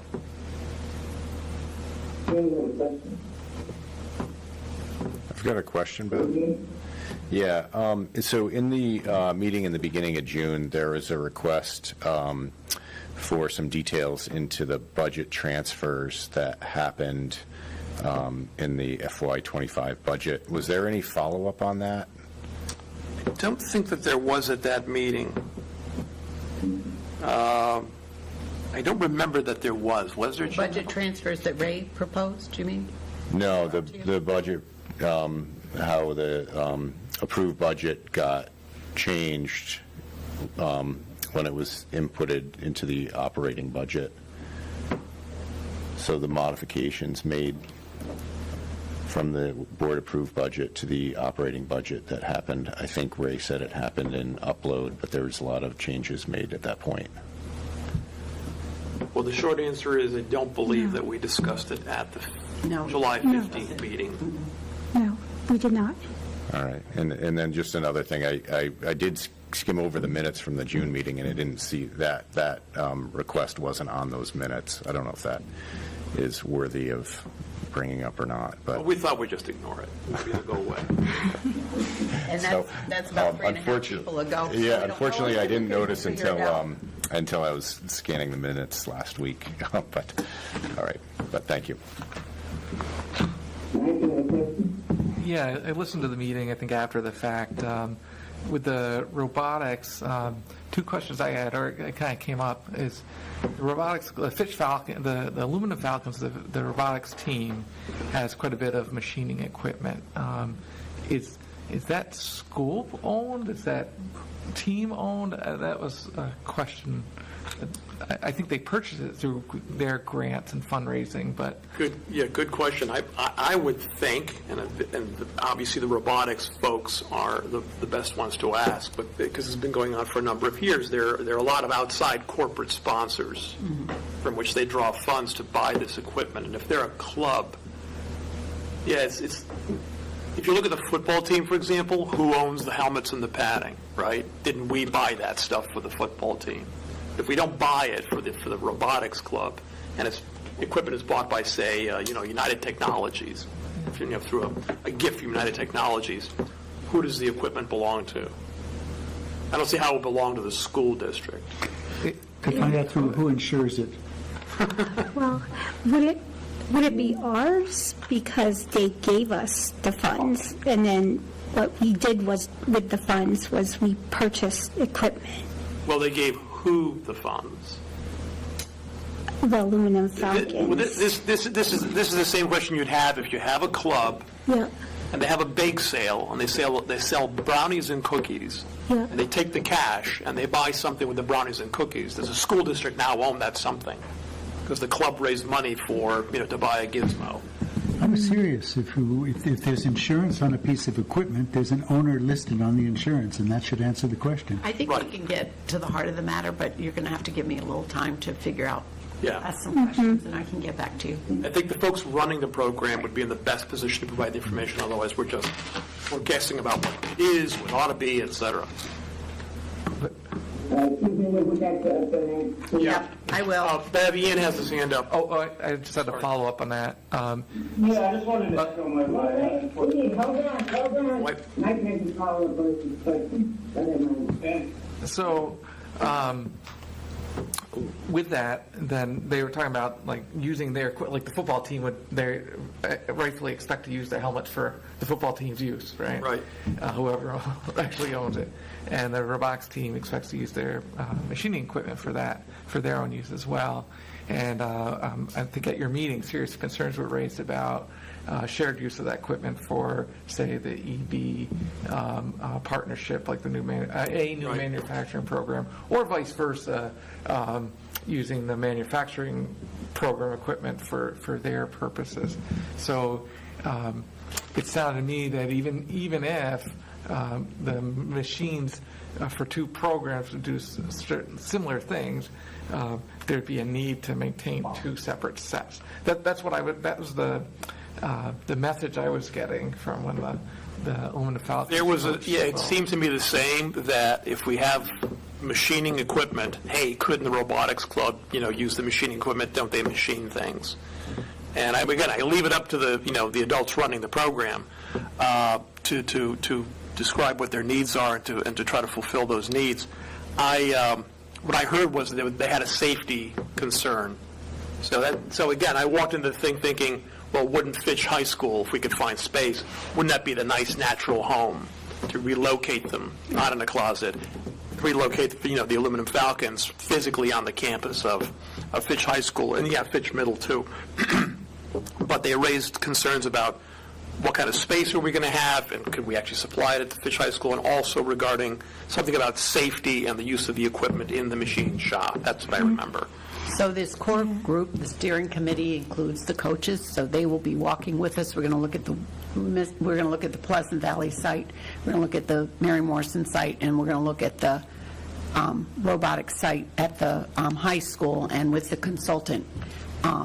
And so, we're going to be talking about these things, but the synergy here is that we can offer classes in robotics during the school day.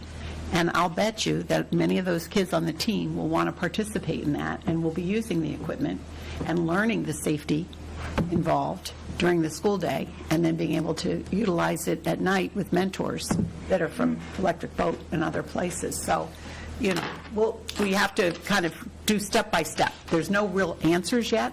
I think we're taking it step by step to figure out, how this is going to roll out. It's going to take us about a year to plan this. but they don't have a year. Sarah wants to answer that question. She's online and she wants to answer that question. Oh, okay. Who? Sherry. Sherry Sherry, Davis. she's one of the coaches. Oh, great. Oh, good. Let's see what I got wrong. I thought you wanted to answer the question. Yeah, I did want to make a comment. That too. Yeah, you really- Oh, can you hear me? Yes. Yeah, so a lot of our equipment it belongs to the team. It's purchased with funds either received from grants that we've received, students raising funds through various fundraisers, as well as sponsors. Thank you. Does that answer your question, right? Well, perhaps. But thank you. That's how they were purchased, and that's very helpful. That's definitely part of the story. Well, I'll let Ian go because Ian has his hands up next, but I have a follow-up to that one, Sherry. Sherry, who owns the equipment? Does the school district own it or does the robotics club own it? And is it insured? A lot of the equipment was purchased with team funds that were received by sponsors and grants and things that were given to our 501(c). So do you consider that your equipment or do you consider that, the truly owns that equipment? I mean, grants were given to the 501(c), so I would consider that team equipment. Yeah, me too. That's what I would. Yeah, that seals it for me. Yeah. Sherry, are you? No, Ian's next. All right. No, go ahead, Sherry, finish up. No, go ahead. All right, I'm all done. I don't think Catherine might be the answer to this question, that's all. So, Bev, Ian has his hand up. Yeah, okay, I'm gonna look for him. Wait a second now. I heard you say Ian. Everybody else talking, Go ahead, Ian. Don't do that. All right, thank you. So I just wanted to say, to my understanding, the robotics team received the money, earned the money, raised the money, bought the equipment. It's their equipment.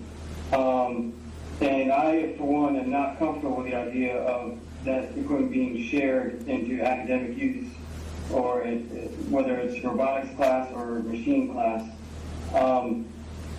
The robotics team requires a lot of infrastructure, a lot of support. So and they've worked hard to build up their resources. So I would not be in support of those being shared across the school district unless the school district is prepared to make a matching investment, especially like maintenance and repair. And again, I'm not speaking for the team. I would want the team at the table. Anyone that's going to be impacted by any decisions should be at the table where the decisions are being made. Thank you.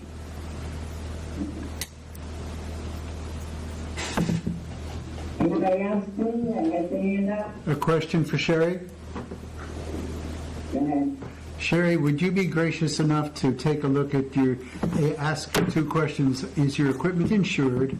And if it is, who is listed as the owner on the insurance? And get back to Susan with that information. Sure. Thank you. You're welcome. Doing anything else for finance and facilities? I can't think of a thing. I feel like we had another meeting.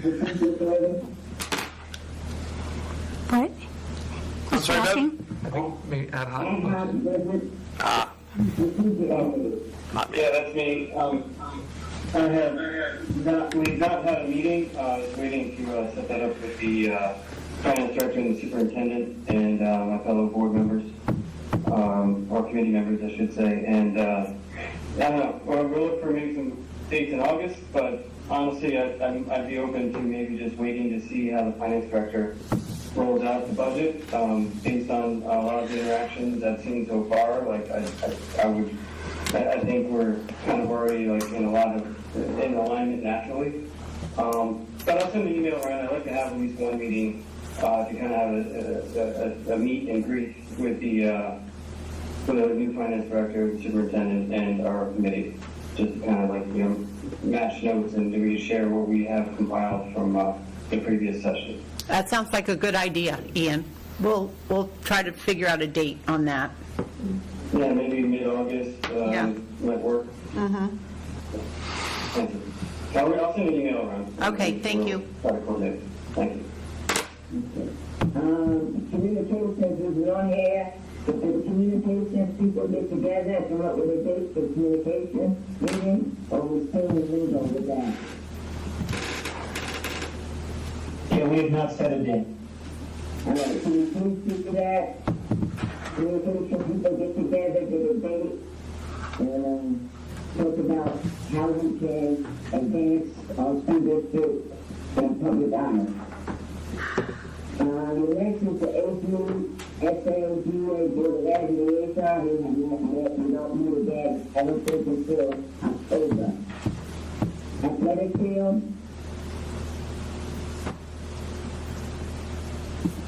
Ian, do you have athletic field? Yeah, there was a meeting I wasn't able to attend, so I'll have to get back to the board on that. Sorry. Learn what's happening in the summer, library, Nothing to report. okay. Field, I don't meet until September. Would you like me to report back on the mentor promotional item that we had discussed at our last meeting? no, we don't, because we got on the agenda. Okay, Okay, I'll put you on the agenda for the town meeting. that sounds great. That sounds terrific. Thank you. Okay, next is action items for consent agenda. All matters listed under the consent agenda of the city to be seen and will be enacted by one motion. Please propose the case to be allowed. The first item is approval of the regular meeting minutes of June 23rd, that's attachment 4. And second is acceptance of gifts. Women's Cap donated $4,387 to Fitch High School class of 2026. And Caitlin Henderson donated $500 to Fitch High School class of 2026. Do you have a motion to approve the consent agenda? I move the consent agenda. Second. Second. Okay. Any discussion? Yes, I'd like to thank both of the donors for their generosity. It's not often a new business comes to town and starts with a major donation even before, just as their doors are opening.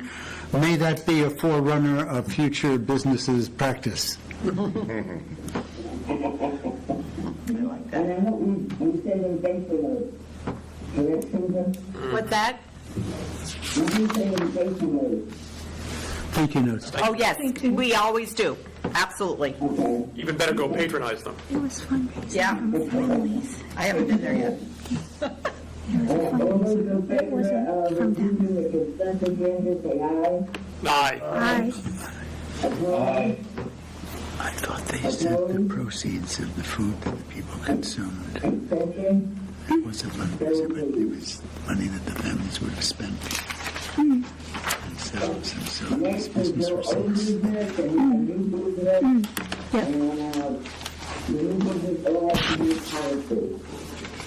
So the first action is discussion of possible action regarding first reading of policy 25131, to 911, to let it be permit. It's attachment 5. I hope everyone had a chance to look at that attachment. Next, we're going to make a policy. I'll be happy to make the motion, and then I would like to ask Denise, thank you, Denise, for sticking with us so long, for Denise to explain that, as she's had, her fingerprints are all over it, for which we're grateful. So I move that we pass policy P5131.911, Connecticut School Climate Policy, as submitted. Is there a second? Second. Okay.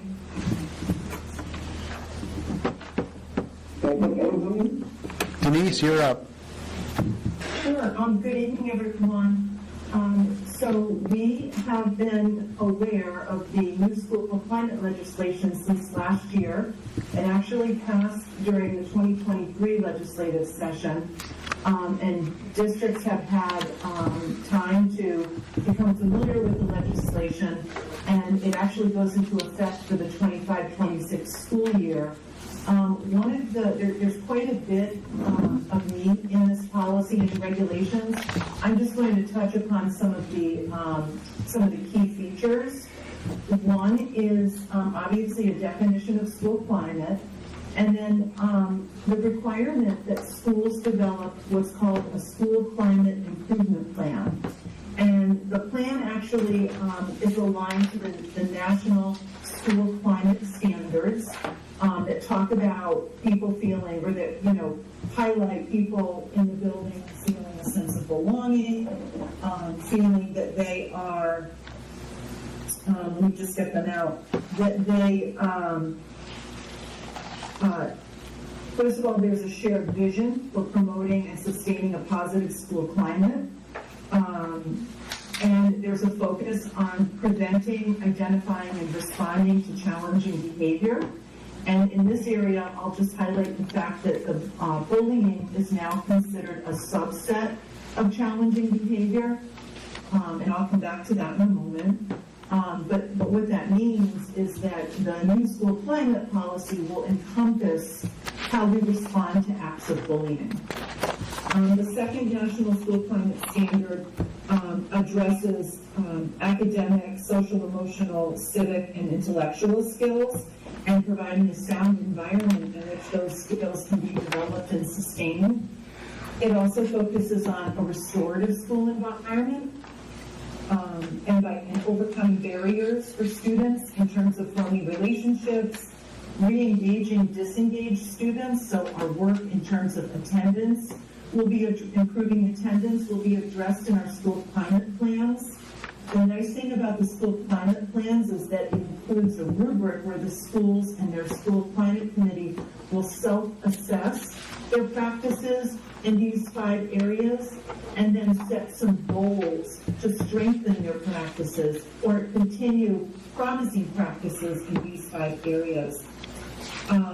The third standard, again, focuses on developing and sustaining barriers to teaching and learning, one of which is attendance, and again, developing and sustaining a restorative infrastructure. So we'll be coming back to you with a policy on enhancing our restorative practices in the district in terms of how we work with children who are engaging in challenging behaviors. The fourth standard is creating a school environment where everyone feels safe, welcomed, supported, and included in all school-based activities. And the last one, again, touches on a sense of belonging in the school through norms and activities that promote social, civic responsibility and a restorative system. So that is work that our schools will be doing this school year. The plans are not due until December, so they'll be working together again to assess their practices and create some goals around those standards. Another component to the legislation that I just spoke about is a school climate committee. So each school will look at their committees. It could be the same committee that's working on attendance. We're certainly not looking to create more work for people in the building, but to look at some of their existing committees and determine how can those committees address some of these goals. The district has been tasked, as all districts have, with identifying a school climate coordinator, and that typically, is the director of pupil personnel, is a district level person who coordinates the activities and the implementation of the plans throughout the district. Also required is a school climate specialist. So each school will designate a school climate specialist that will oversee the work in the building with the support from the school climate coordinator. And we're going to do a lot of this district level work at our school climate district level committee. So we're going to ask each school to be sure that their school climate specialist is on the district climate committee and attending those meetings. We're going to be meeting every month for the first part of the school year to support the schools in creating their plans. And I just wanted to say that I've been working really closely with our district social emotional learning coordinator, Jennifer Ferriol, and we've really been trying to go through the requirements and prepare a presentation for the administrators at our retreat on August 18th. Another requirement of the legislation is a school climate survey, which we've been doing each year, and we are working on disaggregating our data from the last school year and presenting to the board in September the findings from our survey last year. The schools will be asked, and I know they've already done this, to look at their school climate survey data from last year and look at areas that they need to strengthen and build that into their school climate plan. And then lastly, the plan does identify 3 types of behaviors that are considered challenging behaviors that require a tiered response. So what that means is tiered in terms of the first time the behavior is exhibited by a student, there's a set of responses. The second time, if there is the second time challenging behavior is exhibited by a student, there's a set of responses. And then the third or multiple incidences of challenging behavior, there's a prescribed set of responses that actually really include the parent along the way and working with the parent to share community resources so that parents can, receive support for their child if they need it to address the behavior, as well as steps that we'll take as a team maybe to develop some school-wide behavioral interventions to address the behavior. And within that subset of challenging behaviors, as I addressed at the beginning, is our bullying behaviors. So rather than the administrators investigating and having to verify acts of bullying, and after all of their investigation coming back to the parent and saying, gee, our investigation yielded the fact that the behavior did not meet the criteria for bullying, we won't be having those conversations anymore. We'll be talking about the challenging behavior and how we can address it through strategies and interventions. And that may include going to the school crisis team. Our new reporting form for challenging behavior includes bullying, and it does have an option, as required in the legislation, for a teacher to request that the school crisis team meet to develop a plan to address the student's challenging behavior. And what you have in the packet are some letters to parents. They're templates for letters that are sent to the parents of the student who's engaging in the behavior, notifying them that a teacher has requested a behavior intervention meeting, as well as letters to parents of students who may be involved, maybe a student who was injured as a result of challenging behavior. So we're going to be working very closely with parents. We're going to be working very closely with our crisis intervention team, and we're going to be identifying strategies and interventions to address behavior in a more systematic way with, I think, more parental involvement and increased parental communication. Thank you very much, Denise. Do any board members have any questions? I do, Bev. Okay. Well, two questions. One's real simple, which is, it looks here that we have 2 positions, school climate coordinator and school climate specialist. Superintendent or designee shall serve as school climate coordinator for the district. So that looks like our superintendent fills that role if she wants to. Then we get the school climate specialist, and this is by law, we are to have a school climate specialist. Are we looking at a new position to fund in our budget? That's the first question. And I'll take the answer to that one before I launch into the second part of this.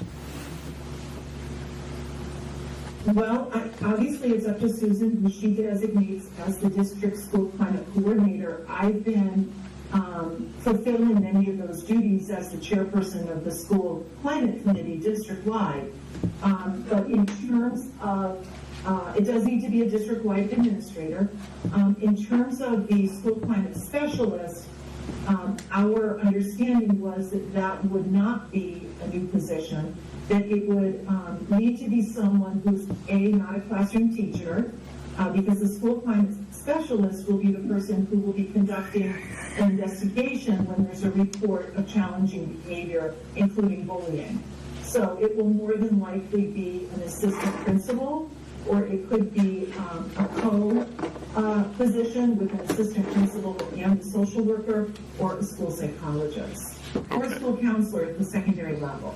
All right. The second question goes to my concern that a lot of rules, and again, hands are tied because the state of Connecticut has passed a law and we must implement.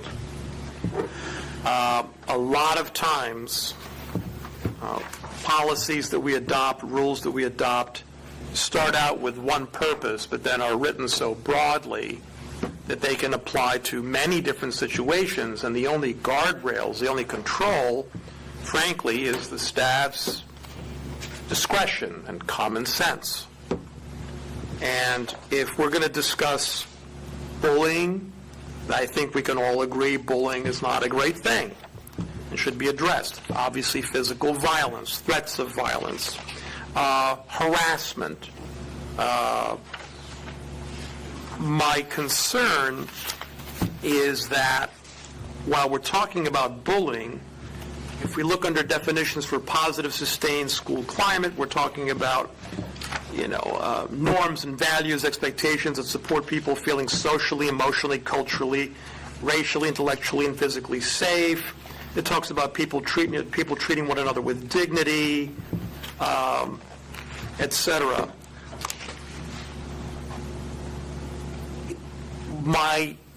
What I'm worried about is, and I'm just going to throw this out as a hypothetical, but it's not really a hypothetical because we are unfortunately living in an age when we have less and less of a common understanding of what is harmful. It seems to include, in more extreme circumstances, depends on where you go, which district, and it's not just limited to this country. If somebody hears somebody else say something that they just profoundly disagree with, they feel violated. They don't just say, hey, I disagree with that one, and you can go soak your head. But they feel violated, and there are now channels for bringing the person who said the offending thing to account. So I'm going to throw this out as a hypothetical. Suppose in U.S. history class a student were to say, my understanding is that this country was founded, at least in part, on Judeo-Christian values. And there's a student in the classroom that says, well, I'm neither Jewish nor Christian, and I feel offended by that. When I feel excluded by that, I feel that my dignity has been impinged upon. I would rather that comment not be made. I want that retracted, etc. With a student who made that observation, this is regardless of whether this statement is true or not. But if the student had made what is otherwise not an uncommon observation about what ideas actually went into the founding of this republic, you can debate that back and forth, how true that is.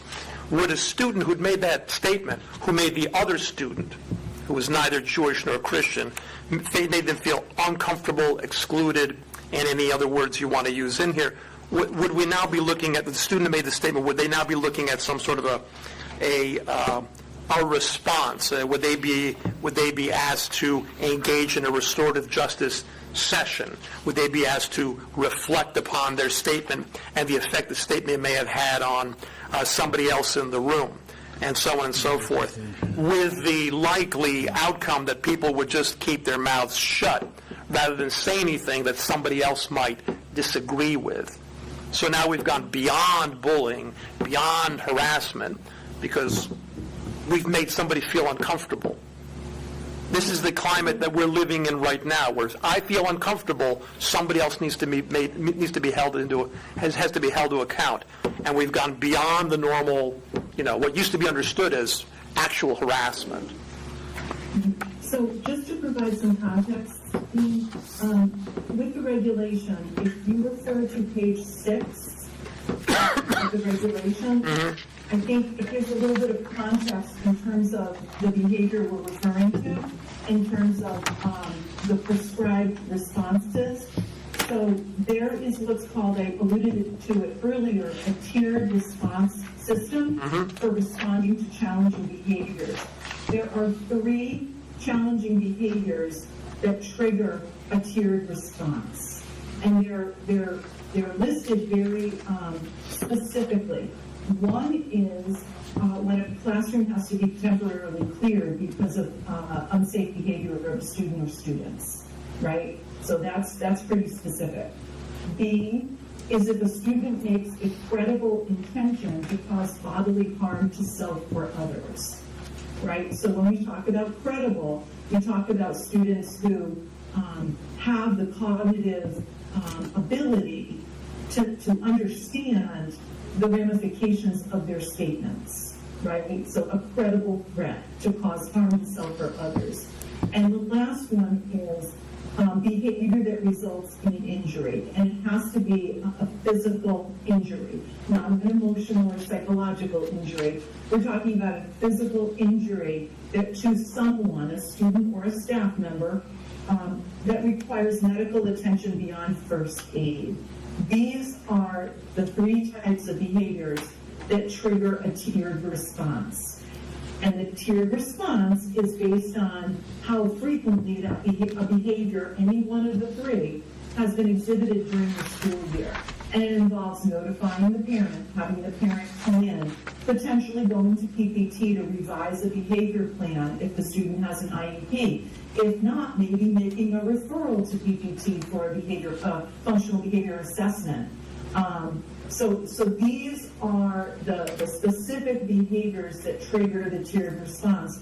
Now, there are and there will be other lower level behaviors that may happen in school, on the playground, on the school bus. Those are all settings where this policy is applicable to. And those behaviors will trigger a response, but it will not be one of the tiered responses. It would be more than likely a phone call home to a parent, maybe a restorative meeting with the students involved. So I just want to put a little bit of context around what the behaviors are that this policy is addressing. Right, and I appreciate the tiered response tied to, clearing a classroom, behavior that clears the classroom, etc. But I will, direct people to number 17 under definitions. Challenging behavior means behavior that negatively impacts school climate, right? And then number 2 is positive, sustained school climate that talks about norms, values, expectations, people feeling supported socially, emotionally, culturally, racially, intellectually, physically. So it's all these things. So that's what I'm concerned with, that the focus is clearly, physical things, potentially physical things. What we can all agree on is let's not do that. That is, at the very least, rude, if not violent. But as you said, there is other behavior that would not trigger the tiered response, but could result in a phone call, could result in maybe not a phone call, but a call to the principal's office to talk about what junior said in U.S. history class. And that's my concern, is once the word gets out, that if you open your Yap and say, well, this is what I think, you're better off not having opened your Yap. So remember, we've always had a reporting form. It's been called a bullying reporting form. So when you look at the forms that are attached to the regulations, you see they're all numbered. So they follow in order. So Form 1 is a challenging behavior reporting form. And this encompasses all different types of challenging behavior, including bullying. So we've always had this form. It's just now called a challenging behavior reporting form, not a bullying form. And the principals and assistant principals will not be verifying acts of bullying. They'll be investigating challenging behavior and working with students and, the students involved and the students engaging in the behavior to try to, address the behavior and come up with a solution or maybe a response that helps improve the climate. So rather than, and there are still, offenses that according to state law we have to suspend for, but what the policy and legislation is really attempting to do is reduce the number of incidences of students who are being suspended and expelled out of school and provide a restorative approach that helps people learn from their behavior and understand why what they did was hurtful and help them correct the behavior and develop insight into the behavior so it doesn't happen again. Because the statistics are very clear that even though students of color represent a small percentage of our population, they represent, conversely, a large percentage of the students who are being suspended out of school and expelled. And that's not just in our district, those are nationwide percentages. The goal is to reduce the number of times students are removed from school because we know that students can't learn unless they're in school. May I? And sometimes removing students is counterproductive because they're engaging in behavior because they don't feel connected to school. They don't feel that there's an adult they can go to or students that accept them. So when we suspend them and we remove them from school, we're causing that behavior to become even more entrenched because now they're really not developing connections because they're not in school and they don't feel welcome. May I? Bev? Bev, I am asking to be recognized. Yes, I agree, but I'm sorry, Bev. Thank you. I agree with everything you're saying, Denise, but I'm not sure you answered Dean's question. Dean, jump on me if I get it wrong, okay? Gently. Too far away from you now. Okay. No physical contact, please. I think the question Dean is asking is it challenging behavior to speak your truth and engage in a debate as to whether your truth is true, whether the other person's truth is true, whether they could both be true or both be wrong, and use that as a chance for education, or whether if somebody claims that I'm offended because I think about France where this guy was decapitated because he brought in a teacher was decapitated by somebody because he brought in something that the other person was offended by. I'll spare you the details. Okay? You know what I'm referring to. Well, a lot of lives were ruined in addition to the teachers. Is it a challenging behavior to speak a truth or one's perceived truth? And I think the answer to that is the teacher has to make an assessment in the classroom as to whether whether there's any possibility that there was some intentionality to offend. If the person is making a genuine statement that's in the context of what's being discussed, that somebody takes offense at, then that's an opportunity for education. It's not an opportunity for punishment. And I think that's what Dean is asking is, as we roll out the training at the various levels in the schools, we need to, in my humble opinion, ask the people in charge to keep in mind the context in which something happens and whether there was intent involved to possibly harm somebody. If there's intent involved, I think it's a challenging behavior. If there's not, then it's an opportunity for education. Yeah. But what do I know? Again, my concern is that these things work best when they're operated. It's a machine operated by people with common sense. But that means that training. That depends on that training. Exactly. And there are many examples of people, administrators and teachers across the country, I haven't seen anything here, where I don't know how long it'll hold, where, kids have been called to account for stuff by, saying things like, I don't mean, saying things that are racial, for example. But for example, I give a very current example. If I were to say, hey, I don't think Israel's committing a genocide in Gaza, and 3 other classmates say, the hell they aren't. Now, who's offended? It's 1 person versus 3. The person who said, I don't think Israel's committing a genocide, happens to be wearing a kippah like you are. These days, who do you think is going to win that one? You might have some very overeager administrators saying, well, we've got 3 students over here that feel very offended by that statement you made, because they're in sympathy with the Gazan Arabs. The answer to that I believe the thing is, as all this discussion is good, we have some other stuff on the agenda. Can I just ask you, Dean, do you want to see any change in policy? So could I offer a suggestion, Bev? I would invite, since this would be as if it passes, it's the first reading, which means it can come back to policy.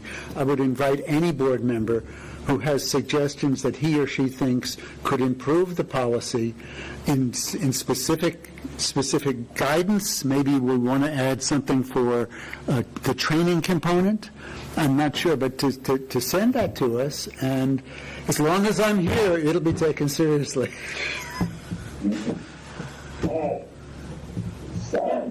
Beverly, can I just very quickly, Dean, if you look at the regulations on page 3, there, number 19 outlines the effective school climate improvement is that it is a restorative process, and I think A may address what you're alluding to in terms of having an environment where all roles and all perspectives and voices are heard. Obviously, that needs to be done respectfully, but we do want to encourage people to share their views and share their perspectives in a respectful way. Mm-hmm. Okay. So we have a motion on the floor for policy.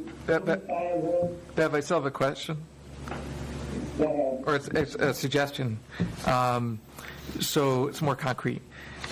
Reading the policy, I really appreciated your explanation of the whole policy and the regulation. But in the policy itself, I think it's important to actually say the phrase school climate improvement plan.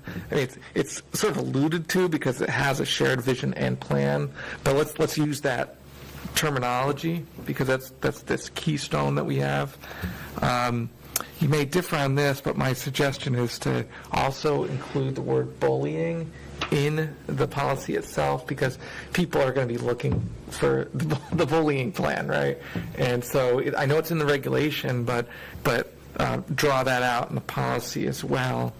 And then technical part in the legal reference, I think all those, the Public Act 232 is still an act, is still valid, so those can be added, those can be kept, but we need to include Public Act 23-167, which is mentioned in the text, but needs to be in that legal reference part.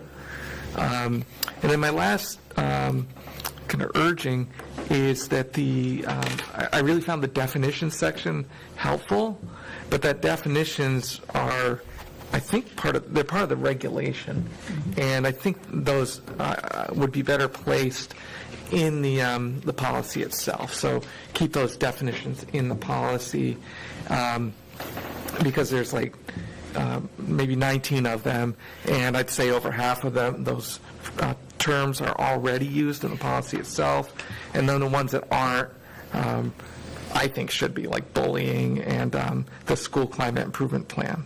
So I'd like to see those definitions just rolled into the policy so that people see those quicker. I think we tend to put definitions in regulations, and that's probably why Denise actually brought you both, because the policy really, I've always felt the policy should be a page or two, and it gets to the heart of the matter, but the regulations is how do we roll it out and how do we Exactly. implement the what is in the policy and the how is in the regulations, and I guess what I'm hearing, my personal response is I would personally prefer to see the definitions appear in the policy, and if the administration feels it's useful to repeat the definitions and regulations, who am I to fight with administration? Yeah. Yeah, because for me, I mean, candidly, the first time I read this through, I just read through the policy and then saw the whole red, the bullying's crossed out, and you explained that very well, why that is. And I didn't then see that, oh, now I have this whole regulation. And so just reading the policy, I was like, well, I'm not against any of this, it's just very general and purposely, I think, broadly encompassing, but it lacks the definitions, the specificity.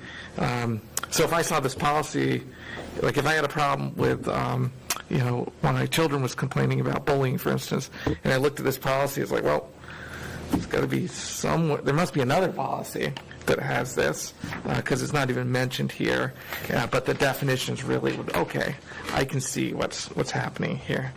And it might, actually, the definitions would cause me to think of other angles that enlighten me on other angles and considerations I hadn't thought of before. So send me an email and copy Denise as well. Yeah. And the same thing. And if you choose to pass it as a first reading and choose to send it back to us for revision, we'll take a look at it, and you'll have another crack at it. I took some notes too. So Yeah, I did too. Tomorrow. Yeah. So It's important, though, that we really get this to the administrators at that retreat, so to have it go through a first reading gets us closer to that PD that we're talking about, and making sure that people are clearly understanding what this is all about. So my My hand is up. I don't know if you see it. Well, I just want to finish. I don't need to send an email. Just make sure the legal references are up to date. That's one. Let's hit on bullying, school climate improvement plan, and in the policy itself. And I would like the definitions in the policy. That's it. 1, 2, 3. So, Okay. I got that. that's just my suggestion. Yeah, no, I just wanted to back up because when I read the policy, that was exactly my question. And then after I read it through, I found the definition, but it would have been so helpful. And especially, I'm on the policy committee, so I get it, but, for somebody else who isn't, it would be very helpful, so I back up my. Any other questions that you need? Yeah, I have one. This is Adrian. I think that this policy kind of takes bullying and then just brings it a little bit further, makes it more nuanced, so there's more kind of angles and dimensions to it, which it seems is kind of necessary, because we use one word to lump in a lot of different things. So I'm in supportive of that. One small question as part of it is the next policy in our manual is 5131.913, cyberbullying, and that seems to be referred to a little bit. Will that policy be changing or being deleted as part of that, or because that says the district's use, the district's network and internet, so it seems like it's in the school, and I didn't actually read the whole cyberbullying policy, but I'm guessing it's in and out of the school. So will that kind of fall into this? Yeah, that's a very good question. Thank you for asking that. I did not elaborate on that, but the whole definition of bullying has changed, and it includes unwanted or aggressive behavior that involves a power dynamic or a power imbalance. And it can be even at one time, but if it's severe enough and meets that criteria, it can be considered bullying. But bullying has also been expanded to include cyberbullying, which is bullying through electronic means, and teen dating violence, which there is a definition of that in the regulations, and that's something that has been in our scope, for lack of a better word, within the most recent years. And that refers to any act that's either physical, emotional, or sexual abuse, including stalking, harassing and threatening and occurs between two students who are currently in a dating relationship or recently been in a dating relationship. So that is also included now under bullying. So we will take a look at that cyberbullying policy and make a referral to the policy committee in terms of how to best move forward with that policy. And I think you had mentioned this, but it can be in the school premises, or it can be done virtually, online, and at home, and those things do come to our attention. So we have a motion on the floor made by Matthew to approve policy 2513.911. Excuse me, Beverly, Jay had his hand up. All right, Jay. No, I'm just going to send an email to everybody rather than dragging this out any further. Why don't you just go ahead? Thank you, Jay. Appreciate it. All those in favor, say aye. Sorry, I didn't hear you. She wants the ayes. To pass for first reading? Aye. Yes. Aye. All those opposed, say nay. Nay. Abstention? Okay, so it passes 8 to 1 to 0. And you is opposed. Okay. Thank you all. Next item is discussion and possible action regarding a first reading of policy 26163.33, clarity matter, application 6. Your handout. Can I have a motion? I move we pass policy P6163.33, dealing with instruction of live animals in the classroom, specifically therapy dogs. Okay, thank you, Matthew. Do I have a second? Second. Andrea? Okay, Matthew. I'll ask, Andrea, would you like to take the lead on this? What's your pleasure?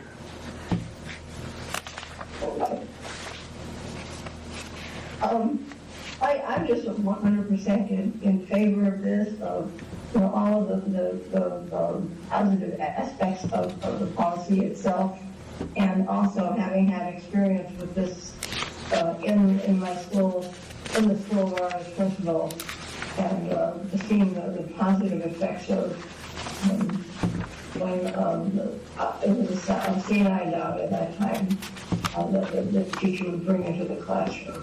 And I fully endorse this policy. And I don't know, Matthew, I don't know if there's anything else you want me to. I'll just point out a couple of things. This would be complementary to our school resource officer who occasionally comes into Fitch, is it? She comes everywhere. She goes everywhere. So the kids are used to seeing animals. The animal has to be specially trained, certified. Insured. Pardon? Insured, thank you. And the handler doesn't have to be insured, but actually she is insured. She is insured, but she has to go, in this case, she has to go through training. The petition or a form needs to be submitted to administration where an employee or a person indicates that he or she fulfilled the requirements to do this. If it's approved by administration, a letter has to go to the school community, meaning the parents of any student who will be in a classroom where the dog is likely to be.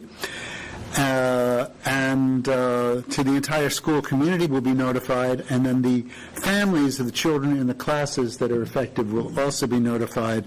And we discussed in our meetings what if there's somebody who has an allergy, what if there's somebody who has a fear of dogs, and Leah, is it not? Leah is right on. I'm sorry if I knew you were, I didn't notice you were there. I'm going to just shut up. Leah, please. And she's gotten a grant to support the insurance and all the costs to this. I apologize, Leah. Take it from here. That's okay. I was going to say you're doing a great job. Matthew was covering it pretty much. So I'm one of the school counselors at the middle school. So Willow is 3.5 years old. She would be the dog that's with me. So I would be the handler And the definitions are in the policy in terms of explaining how a service dog is different from a therapy dog. So a service dog services one specific individual or a disability. Therapy dogs are for a whole community. So volunteer therapy dogs can go into nursing homes or hospitals. And schools is another area that therapy dogs can go into. So I don't know, Matthew, do you want me to go through the policy itself? I don't know. Do the board members, have you all had a chance to look this over yourself, or would you prefer the full Monty? Let's go through this, because, we got some more things to talk about. So, if anybody has any questions on the policy, we'll do it that way, instead of going through the policy. We have the policy, hopefully everybody read it, so if you have any questions, now's the time to ask your questions or comments. Here's an example where we do have definitions in the policy. So, and then the regulations are the forms. Yeah, I actually, at my work, we do have therapy dogs that come to visit, and actually other therapy animals that come to visit from time to time, and I definitely recognize the value of that. And Officer Chase, that's the dog, I guess a golden retriever that comes through. I don't know if they're still at Groton Middle School often or not. He goes everywhere, and we had a couple situations this year, as you know, that were really tragic, and having our whole counseling department kind of come together at Fitch and Chase was really valuable.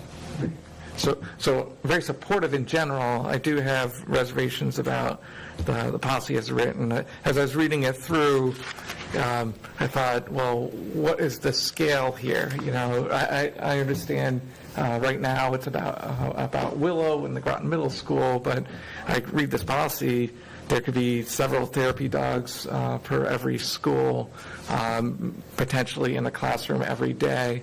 And I think that could be tough on people who did have allergic reactions, fear of dogs, things like that. So there's this scale scope of things. And so one thing I'd like to see built in the policy is rather than it just going up to the superintendent, I think we're probably envisioning having maybe 1-2 therapy dogs at most at a school, say. That could come up and be approved by the Board of Ed at least the first time, so that we know the kind of scale of the program. And then subsequent, for instance, if it is Willow next year and the year after that, that wouldn't have to come up to our level. So I'd like to see that Board of Ed approval for the first time, much like we'd approve on some new program in other regards. My big reservations, though, are... Could I ask you a clarification? Yeah. What would we be approving? Would we be approving the dog?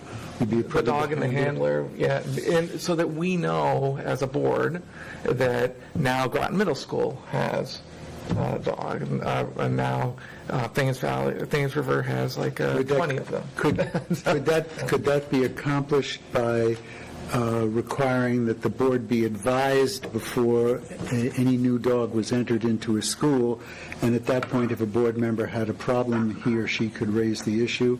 Because the process of vetting the handler and the dog is pretty clear. Not in vetting it, just in terms of, for instance, Groton Middle School has there's different concerns that come up, high school level, middle school level, elementary school level. Just as we talk about adding SROs to elementary, there are different concerns that come up. So that as a board member, I would like to have that discussion before a therapy dog were added to an elementary school, for instance, or for that matter, middle school. So that's one thing. But my big concern is that we're adopting a new policy, I think, without seeking input from the school community on this. And I was wondering if that had been done. I know a grant has been sought, and I know you are a valued member of the Groton Middle School community. Yes, so Willow has come actually after school a bunch of times to kind of get a feel for her and the community. She's been very well received by the students and by everyone who's been outside and around the building. But I think she would really help bring the community together because dogs have been shown to teachers and students and other staff can talk and bond over an animal. So I think that, just from the feeling that I've gotten from bringing her to different events, students have already written her thank you cards and are just so excited. I have her crate in my office, and every time someone walks by, they're just really excited about this. So just from my perspective and what I've gained, I think that it could bring a lot to the community and really improve attendance is really what I'm hoping for. And there's been opportunities when I go to home visits, and there's some students just really need a reason to come to school, and I really think that Willow would help with that and getting that foot in the door with a lot of our students. So. Thank you, and I emphatically agree with everything you're saying, but I am saying that I think we need broad stakeholder input on this, parents, students, and actually one part, has anyone asked the unions about this? Because by having a therapy dog, that's not in your job description where it would be with an SRO, that specific SRO at least. And so we're asking you to perform a function independently or separate during the school day that's separate from the school counselor's job description as defined by the contract. And so we're kind of having a school day volunteer that's also an employee. And so that's where the tricky part is, if I can just put in. So the like I was saying with a volunteer handler and therapy dog, so let's say I have the day off, I could go volunteer at a hospital or a nursing home. The way AAIP, which is the organization, they insure professionals to bring their dog to their place of work. So once Willow is in the school community, a member of AIP would come and evaluate the program and give pointers about the program. So I was explaining when I was initially proposing this to Susan is that this kind of happened by chance. I was a teacher before, and I think therapy dogs fit nicely in with what school counselors do. In terms of our counseling sessions, improving attendance, improving grades, improving, their social emotional needs.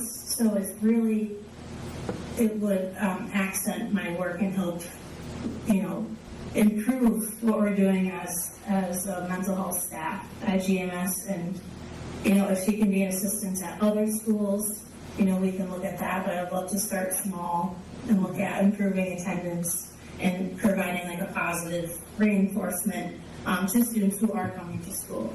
Thank you. And I'm speaking generally here. I didn't see a job description that included handling of animals and everything that we'd be requiring through this policy. And so it would be it'd be separate from any school employees, current school employees' job description. And that's why I really think we should get the union's input on it. I've got one further point, but that's a serious concern I have. I think we need to get the union input before we even go through approve this as a first reading. I would say that you could do a first reading, and we could absolutely send it to the union. I actually have breakfast with them. And I think we get ahead of ourselves so often. Well, the school system gets ahead of itself by not seeking stakeholder input first. And this is one of those situations where that's one concern I have that I think is a real one, contractual concern. The other one that I will bring up now, I think the policy as written is illegal. and I know it came from CADE policy, but I don't know what public act is, but let me read it. It's section 10, 235. It's the one that has to do with education, the public act, one of them. But section 10.235 is the indemnification of teachers, board members, employees, and certain volunteers and students in damage suits, expenses of litigation. This is a biggie. It's how, one of the ways public school systems can function, so that not every teacher, not every employee, individually us, is worried about being sued for something that could go wrong or in the course of a school day. Yet in this policy, we are specifically saying the owner handler of a therapy dog is solely responsible and liable for any damage to school property or injury to personal students or others caused by the therapy dog while on school property. That goes against this indemnification. And so we are exposing any handler who, by definition, this policy has to be an employee of our school system. We are making a carve out from this indemnification. So for me, I feel like this policy adopts something very meaningful that absolutely could have positive impacts for many in the school, but we're not investing in it at all as a school system by creating positions or parts of positions that could accommodate being a therapy dog handler, and or stepping up and taking responsibility as a school system, giving the protections every school employee and volunteers have right to by Connecticut state law. So those are my concerns. I think at least one of them would have been brought out by the unions, maybe not the second one, but they're great concerns, and that's why I will not support this as a first reading, even though I very much support and know the importance of impacts that therapy dogs have. I can also speak to the insurance policy. So the insurance policy,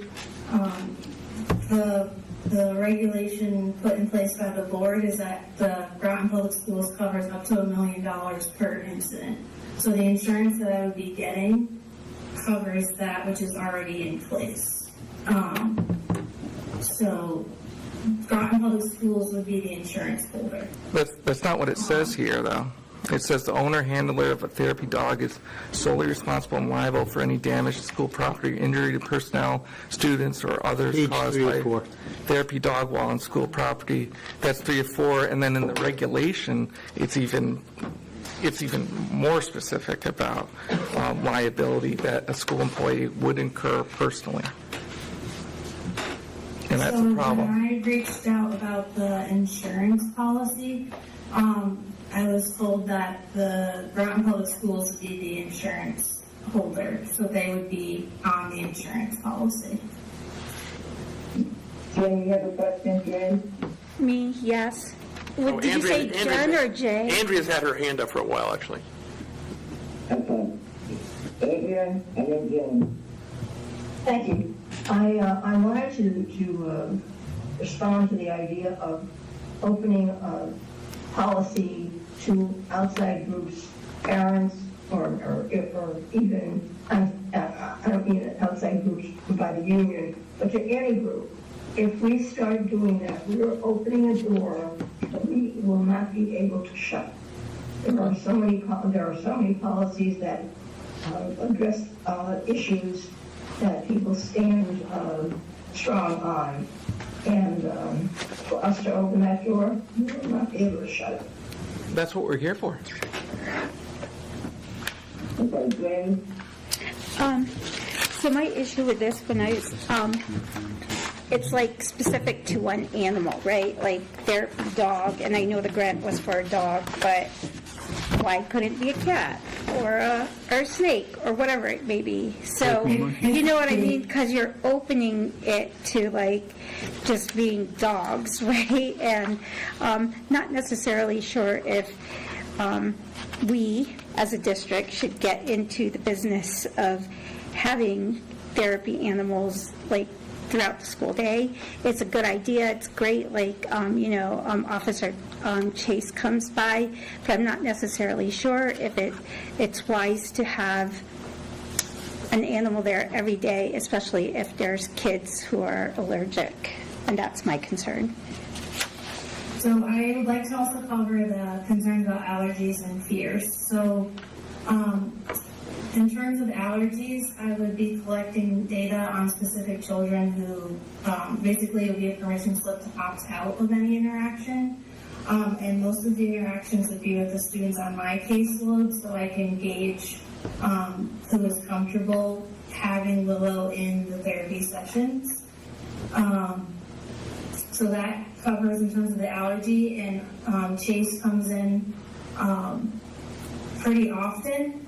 So Officer Heather has gauged who she interacts with, and she's going to be helping me kind of navigate that.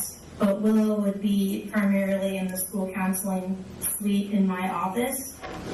So if someone's not comfortable, they don't have to come in, they don't have to come by. If it's someone on my caseload that I'm meeting with that is not comfortable with Willow, I would put her in another office or another space. Can I ask a question, Bev, of you?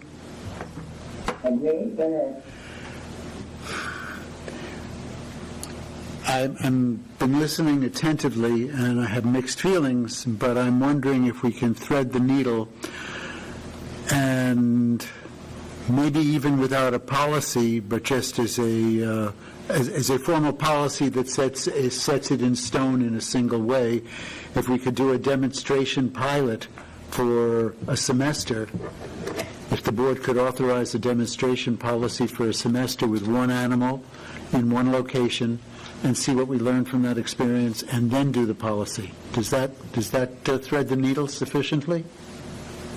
I like that idea, Matthew. Bev? Dean here. That's what the season. Sorry. Am I recognized? I don't understand what Susan does. So that's Susan's domain. Well, I did say I liked that idea, to give it a try. And, in a sense, Leah has brought the animal in just like beyond the school day, and she's done some of that little bit of legwork.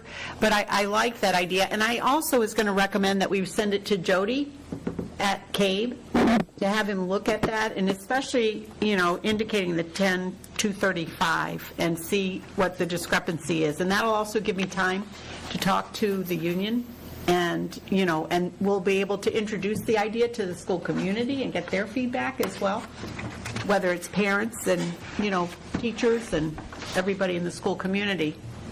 Leah, what do you think of that idea? Is it the pleasure of the board not to vote on this policy? Well, I could withdraw my motion if I had a sense of what the board wanted to do.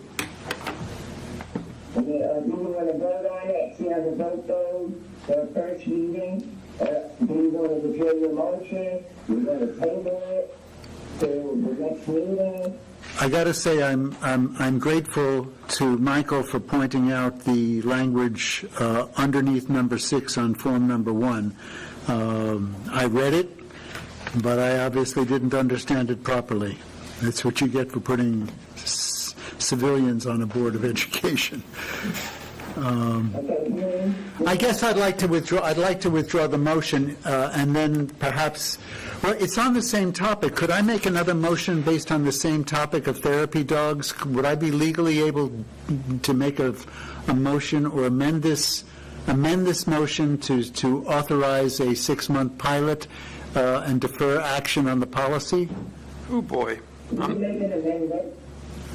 Okay.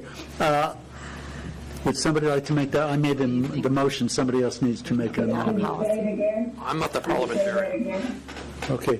If it's legal, I would ask somebody to move, listen carefully, that we amend the motion to authorize a 1 semester, or you want to try a full school year, Susan? I'll defer to you. I think a semester. A one semester pilot Maybe Leah can come back and tell us, like, at the quarter mark, how things are Okay. going, right? Okay. You wouldn't mind, Leah?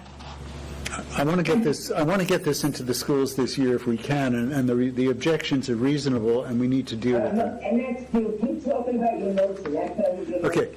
Thank you, madam. I appreciate you, too. Adrian, would you make the following motion? I move we amend Matthew's motion to, we amend Matthew's motion to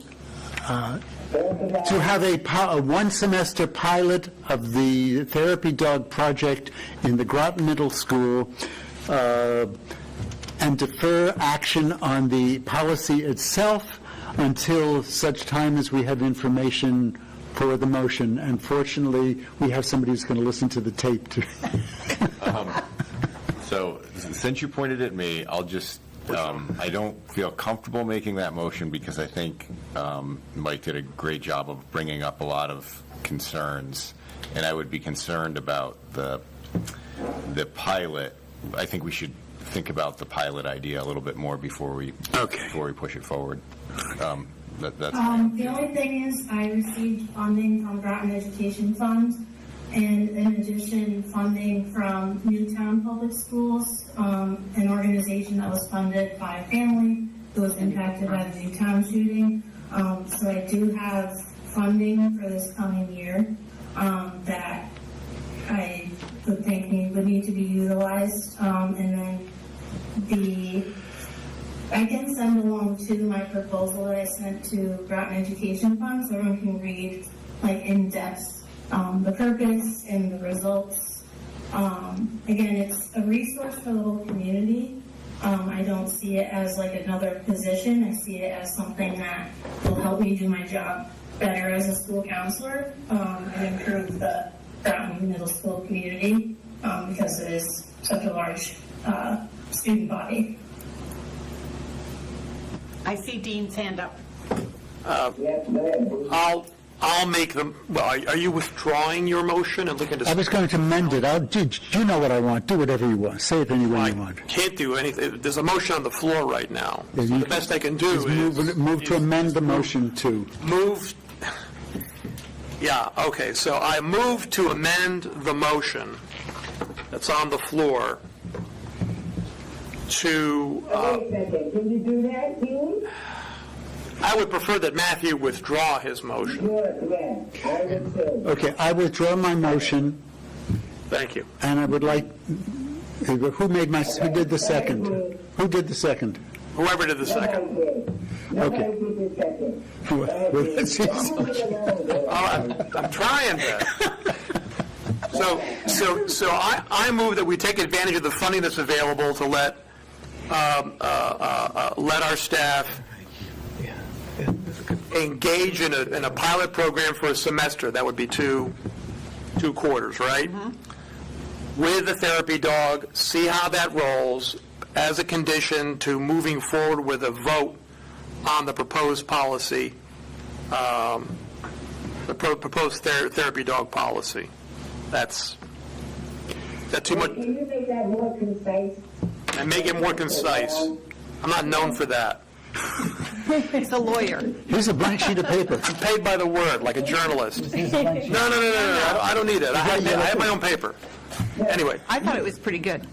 Yeah. So let Joyce listen to it. So write it up.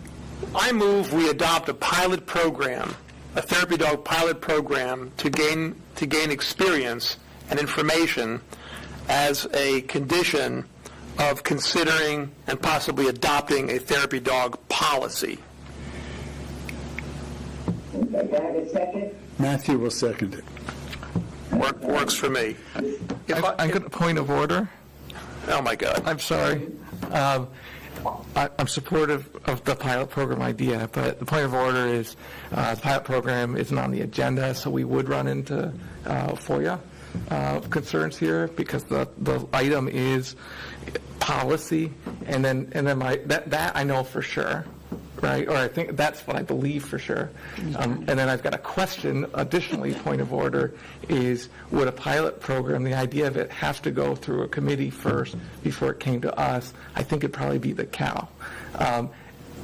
those are my point of orders. So. I withdraw my motion. You'll withdraw your second. I'll make another motion. I withdraw my second. All right. I move we suspend the rules and add the pilot program as an agenda item. I will second that motion. Right. Now we need a 2/3 vote to have that happen. I have a question for Susan beforehand, if I may.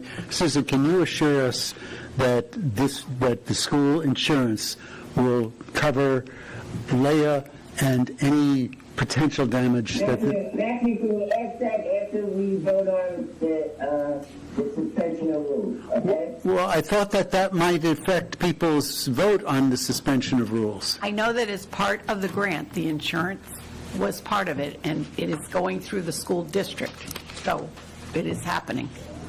Okay. Thank you. So I'm not going to vote to suspend the rules because I generally don't, but also I think there's an easier way out of this. This is a first reading, right? And so there would have to be a second reading. It would have to come back to us at the earliest in our August Board of Ed regular meeting, right? So if we just put the pilot program on the next meeting's agenda and we voted on it then, we're at the same timeline we would have been anyway.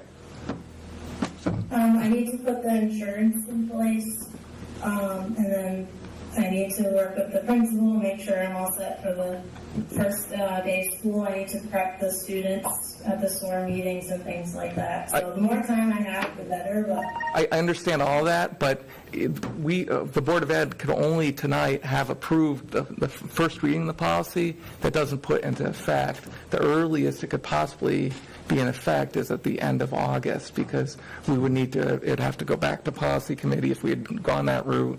A second reading would come back to us and then get approved at presumably our August Board of Ed meeting. So what I'm saying is that if we're going this pilot program route, which I like, that we don't have to worry about suspending the rules and everything tonight. The information could be gathered. It could be on the agenda for the next regular meeting. We could approve it there, and we'd be on the same original timeline and more informed along the way. So I'm not in favor of that. I like to suspend the rules. We have the motion to suspend the rules. Let's take a vote. If we get 2/3 vote, then go ahead. Bev, I have to point out that Ian just put his hand up, and Andrea has had her hand up, probably related to some of the earlier iterations of our discussion. Okay, to vote on suspending the rules. I don't have my book. Bev, I think there are two members who've not had a chance to comment. No, I'm asking if there debate on suspending the rules.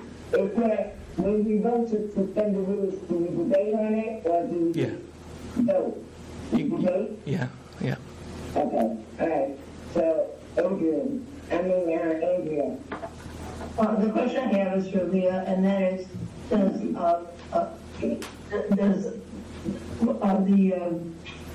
the pilot program affect your funding? I think they ask for data at the end of the year, and I think GEF does as well.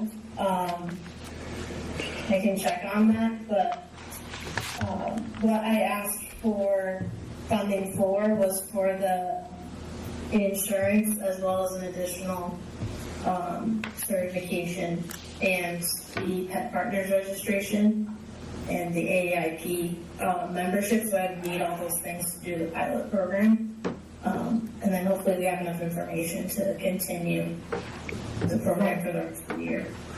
But would it be contingent on a half a year, or does it need to be full year?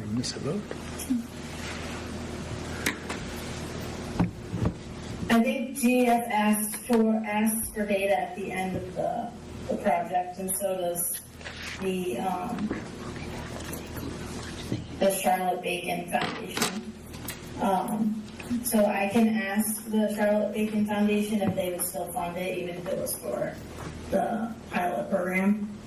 I can just collect data from what I start with, and then hopefully we have the full year data. Thank you.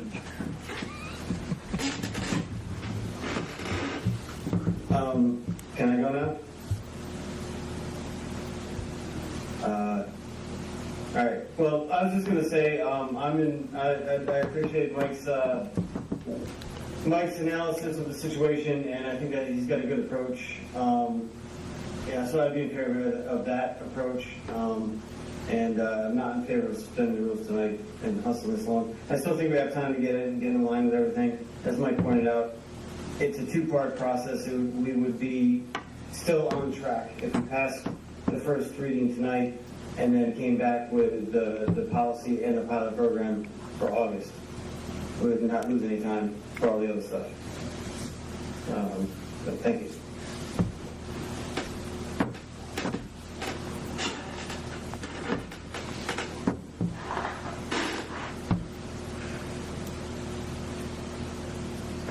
Just go for it. Bev? This is Adrian. So what's the pleasure of the board? What do you want to do? I'm lost track what we're doing here. Are you going to speak, Adrian? I will, I guess I can form it as a point of information, because I'm not necessarily supportive of suspending the rules for this. I mean, this is the first time we've seen it.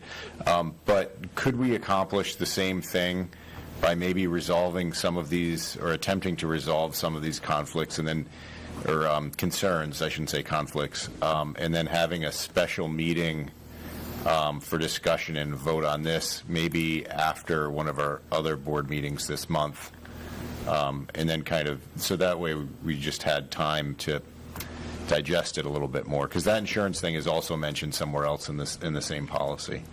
That insurance concern, which to me seems like one of the major concerns.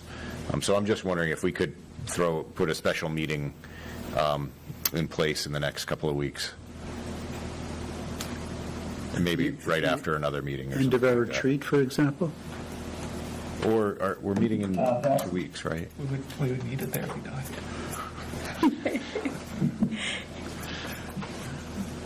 Jay has his hand up, Bev. Okay.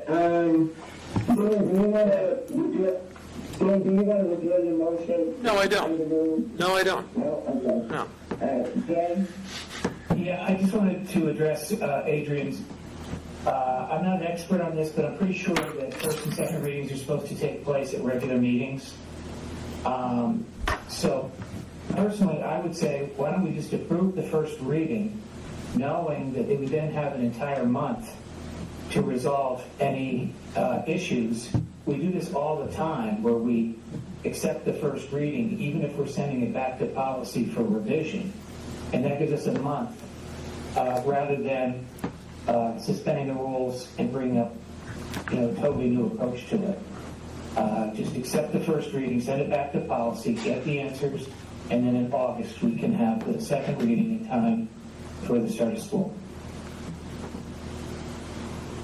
That would be my preference, but Matthew withdrew his motion. So here we are with so I will so we know where we are, I will withdraw my motion to suspend the rules if we go back to the original motion to approve the first reading.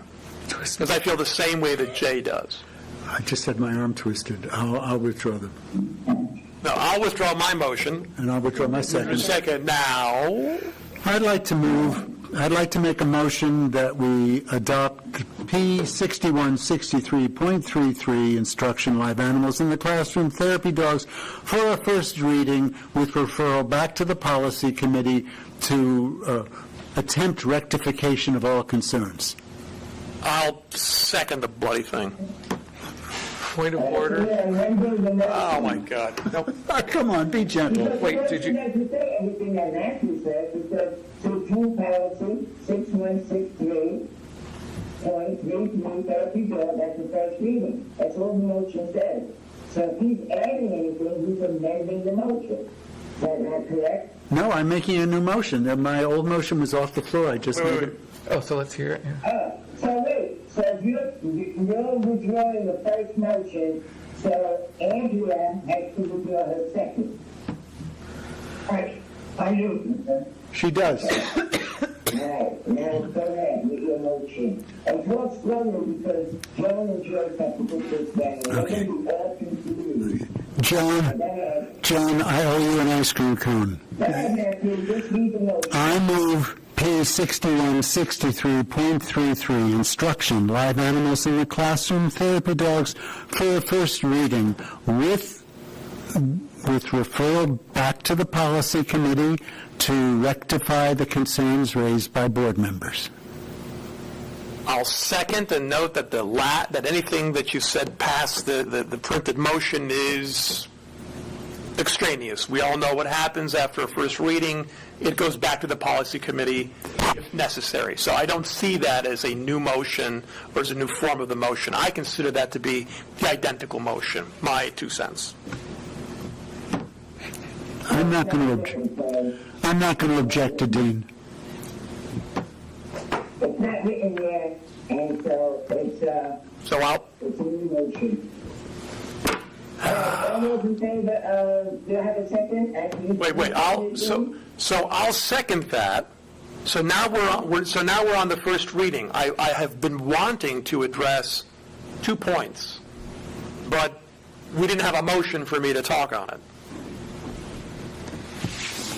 Real quick, if I might, real quick, Jen, you talk about other animals. For what it's worth, humans' relationship with dogs goes back 10,000 years when we turned them into dogs from wolves. So I think unlike cats or snakes or other animals, which may have therapeutic benefits, there is a very tight bond between humans and dogs. Leave that aside for a second. To address Michael's issue regarding 10-235, it is true that the district is to provide indemnification of teachers and other employees, et cetera, et cetera, et cetera. And it is true that the policy talks about the handler being solely responsible.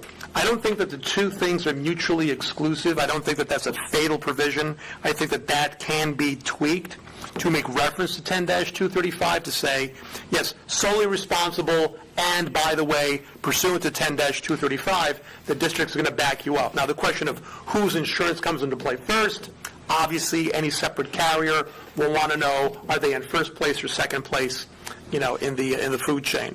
So I don't think of that as a fatal provision, and in the second reading, I expect to see some clarifying language. That's it.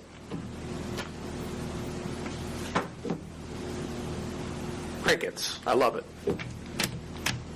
Let's go, folks. Was that a qualified second? I'm sorry. I thought I'd seconded it. If I hadn't, pretend that I had. You did. You seconded it. That's a second. Okay. All those in favor, say aye. Aye. Aye. Opposed? I'm abstaining. You abstaining, Jen? Mm-hmm.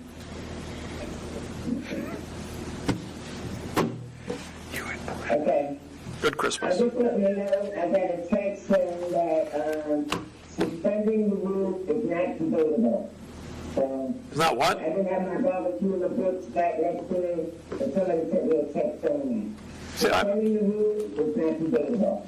So we could have just had the motion, voted, and that's it.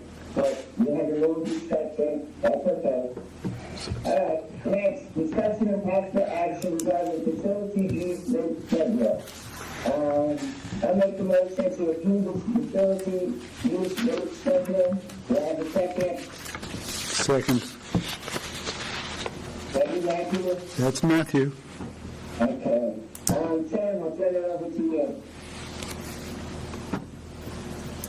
So basically, we looked at, in finance and facilities, at the chart that we had, and it was really outdated economically speaking. So we've updated it to reflect more the cost. Those costs, when we do rent our space to outside organizations, those funds will come directly to the board to take care of the costs. So whether it's you have custodial costs, IT costs, whatever the case may be, those funds, police officers, those funds will come back to the district to support. And as Rita said today, she'll be able to transfer funds back into those accounts using those funds so that they don't go under because we've opened up our space to outside organizations. Did I have that right, Sam? Okay. So, there you go. Will you answer for Sam, Susan? What's that? You answered for Sam? Yeah, he kind of looked at me, so I went ahead and answered because we kind of talked about it today. Right. Adrian. Is that me? Yeah. All right. One thing that stands out to me a lot is the middle school turf field, $5,000 for up to 8 hours, being substantially higher than everything else. And is that being done because we're just trying to discourage the use of that by outside organizations, that fee? I believe the fee was determined by looking at other school districts that are renting out that field, and those are in line with what others were charging for it. For turf. For turf, yeah. I just see, like, if we think about it as cost, I know that there was some discussion, in the new fields, whether we go grass or turf and damage, and turf doesn't. It seems like we'll call them similar to some extent, but like the football field, which it seems like you can actually do damage to having a football game and have to do maintenance afterwards. The turf seems much less likely. So I just wonder if those are, those two things being so far apart, like in the cost to us, I don't think is $500 an hour, for the expected lifetime or something like that. So to me, it just seemed high compared to the football field, and I didn't understand that. We can look at it again if you wish.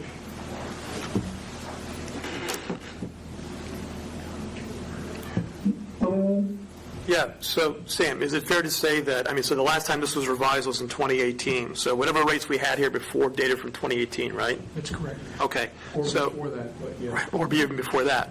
So the rates that are being proposed here now, are you saying that basically these are the result of, if you will, shopping around and seeing what other people are charging for similar facilities? Yes. Okay, so these are in line. Good. Okay, thank you. Right? Yeah, so some of these are quite a bit higher than before, and I can understand why, as you said, like they could be at least from 2018 or earlier.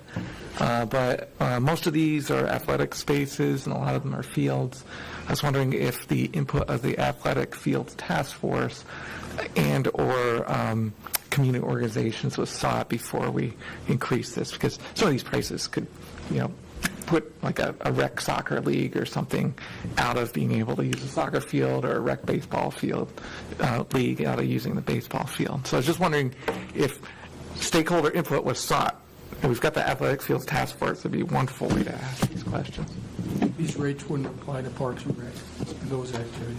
Say that again? It wouldn't apply to Parks and Rec and their use of these facilities. So it wouldn't apply to Park and Rec, but that Fields Task Force has community, like, for instance, it would, if there's the Groton Soccer Club, it would apply to them, right? And I know they already have trouble finding fields, lacrosse, Mystic Groton baseball or softball. It would apply to all those organizations. And I'm just, I know as part of the texture community, I just argued recently about how important our school fields are for supporting community organizations. And right now, if their viewpoints haven't been sought yet, I'm going to vote no for this now, because I really want to find out, are we effectively pricing, little kids out of T-ball because they can't be on one of our elementary school fields because they can't afford the $1,000 day rate for every time they practice or have a game. So my concern is that we haven't contacted the stakeholders before making a big change. Any other comments or questions? I did have a question. Ian's had his hand up. I'm sorry, Ian. Thank you. I just wanted to align my comments with what Mike said. I appreciate that perspective, and that was something that was kind of in my head as well. Definitely, I would want to move forward in that direction to make sure that we do make fields available but yet also get some revenue into the district to cover the cost of the usage. But I would also want to be sure that with the accounting side of things, that if that money comes in, it would be dedicated to the maintenance and repair of those fields.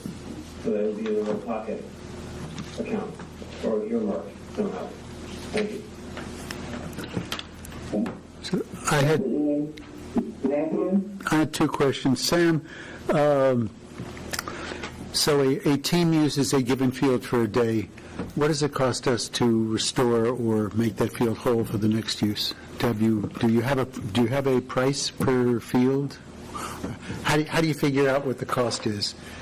Is this a cost recovery number, or is this a enterprise number?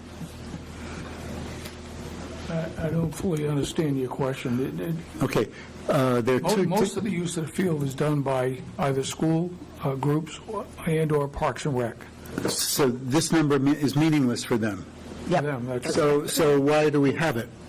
We have it because there may be some non-affiliated groups. That's correct. And there are two, to my mind of thinking, there are two kinds of non-affiliated groups: non-profit community groups and for-profit groups. You know, I want to bring a circus to town. It's a for-profit group. I'll pay my $1,000 or $5,000, whatever you charge. T-ball is different. So, you know, one way to deal with it would be to have a two-tier pricing: local community groups, nonprofits, whatever I don't want to judge what administration defines as it, but a nonprofit, and another for non. But my second question was, how did we come to these numbers? Was it based purely on what the market will bear, or is it based on a cost recovery of our expenses? I think it was most of it was a comparison of other charges throughout the area. Okay. Well, I would love to see a cost recovery figure, at least whatever you make your best educated guess. Who knows what standard you use? The cost recovery needs to be covered for sure, and that would be for commercial, at least the cost recovery, if not an enterprise profit to benefit the district. As far as the nonprofit local groups, I'm not smart enough to have an answer, but I think we need to distinguish between the two kinds. Do you have another question?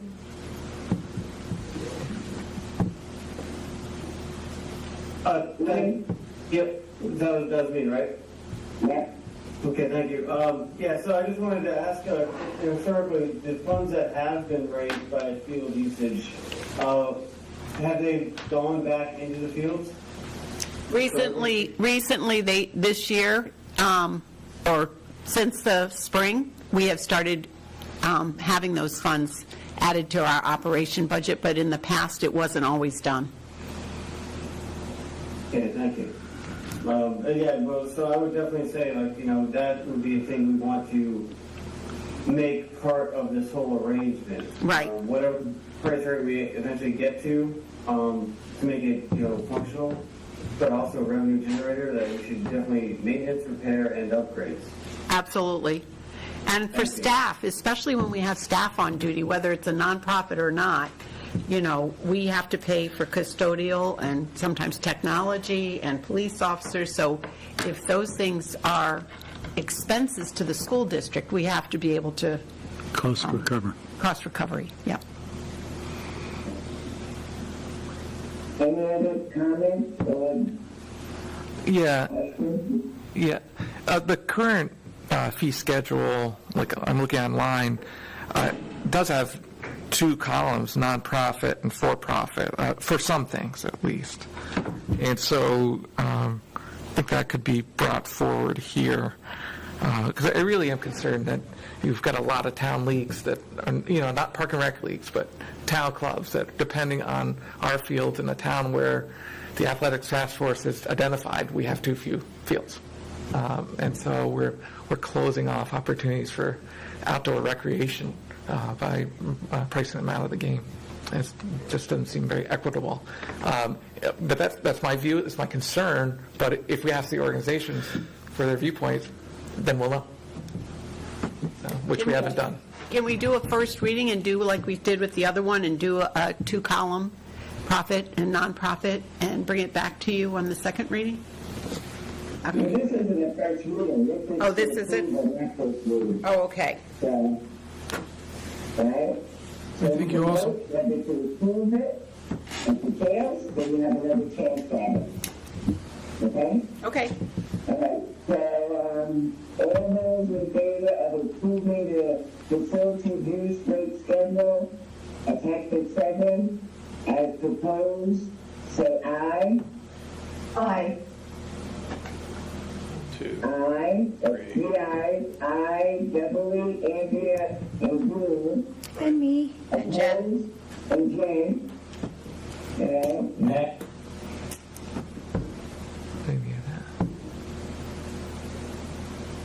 Opposed? Put your hands up if you opposed for me. Adrian.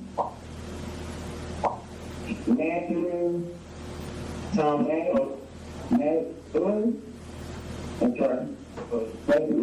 And Jen. Opposed. Opposed. Okay. So passes back to Susan and Sam. Yep. And then We'll take your suggestions and bring it back to you. Yep. When? We'll take the suggestions and bring back a revised. So that failed? It failed 5-4. When can it come back again? When can it come back again? At the next regular board meeting in August. I don't know if it can. There might be some exclusion for that. Might have to wait like 60 days or something. I don't know, but it might not be the next meeting. Why not? Because we'd be voting on the same thing that we just turned down. There's something about that that I don't know. This is actually a regulation.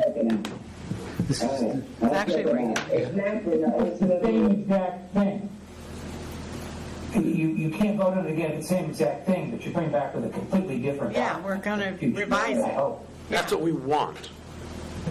I mean, otherwise we're artificially closing off the discussion. I mean, I get your point, which is we have rules to prevent us from going and revisiting. You know, you can't have the losers, for example, keep bringing up a motion. This is why we have rules that say that only somebody who voted in favor of something can vote to, reconsider. But we're not really reconsidering it. We're specifically saying let's go back and revisit this. So it has to fail for it to come back, unless we're prepared to amend this right here, which we're not. So. Yeah, I understand what you're saying, but there's got to be a way to... So if it comes back materially different, we're okay with it. Yeah. Vote again. That's how I would That was look my at it. suggestion. The other thing is it's marked as a regulation, and regulations are the authority of the administration, not the Board of Education. So we should never have been talking about it to begin with. Okay, I get it. But we always appreciate your sharing I do regulations. appreciate your feedback, so that I think... People, let's get back. We're almost done. It's almost 9:30. I will check What's it for out breakfast? and see if we can bring it back or not, okay? So if not, if you can't bring it back, then the old fees stay, and we're actually going to be losing money. So, but that's the way it goes. Now, I will let you know if you can come back with a whole new schedule if it doesn't violate any policy or laws. Bev?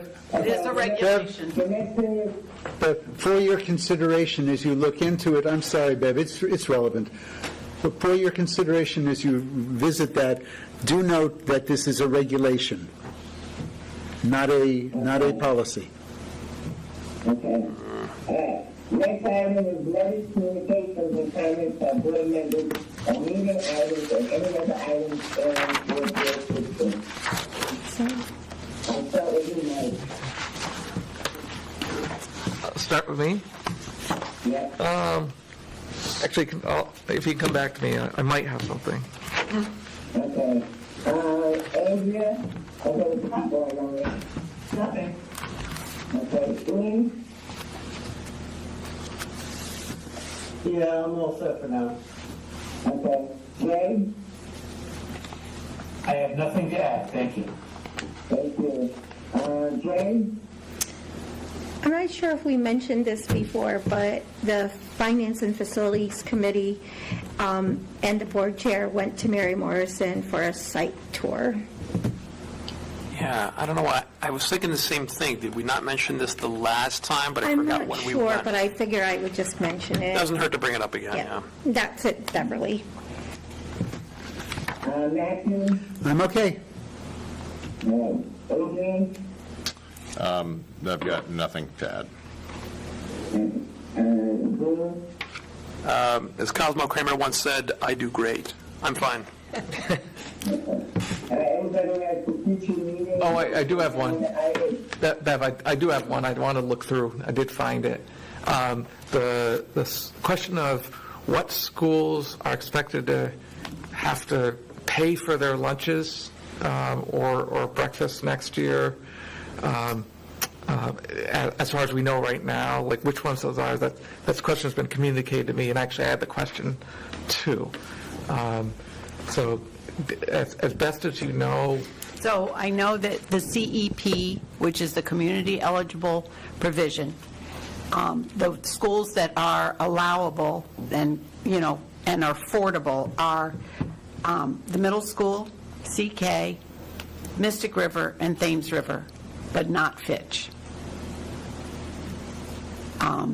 It costs a great deal of money to afford Fitch, and we won't have the resources in the enterprise fund to continue that. So unfortunately, it's going to be Fitch, Charles Barnum, and Northeast Academy that will be the schools that, we want families, we're going to encourage families to fill in their free and reduced lunch forms, because all those who are free and reduced will be able to get free meals. But the others who are considered eligible to pay will have to pay. And that's pay for breakfast and pay for lunches? Or as I another... feel like the state keeps changing their mind. Yeah, there was something about... I feel like breakfast was free at Fitch. Isn't that what Heather said? I don't when know. she was I've got to find out from Ernie. But maybe we bring Ernie in to kind of give everybody a briefing at the next COW, if we can. Bev, what do you think? Yeah, that sounds good. I think Ian has a question. Yes, I just wanted to kind of chime in on that. I think, the general just had to pick up in the room, but my own concern, I'd like to look at how we could cover all the schools, the schools that aren't covered by the legal, the state stuff, the ones that don't have free lunch. How much would it cost, and what grants are available? What other sources of funding we can do that we can make our district universal free lunch, or public lunch, I should say. So that no one's no fee lunch, I guess. No such thing as a free lunch. Yeah, I'd support that if Ernie came in. Yeah, we'll get Ernie to come in. I'll have him to tell us. I think the price tag's like $1 million For all three schools. for all of our schools. Right, so And maybe you could explain, because the puzzle always was for me, because Fitch last year was, and I think before wasn't, but the puzzle for me is the middle school, everyone from the middle school, well, not everyone, but most of them go to Fitch. So it's the same population, and so he can explain So why one is. CEP is based on SNAP benefits, Yeah. really not the forms. So the SNAP benefits come when families have Husky. That's why our Charles Barnum doesn't get it, because our military families have a different kind of health care plan. So military kids can never have SNAP benefits. Right, yeah, and I think So that's... it's a system. I think we need to get our legislators on board, especially being a military community, because this is not a fair system.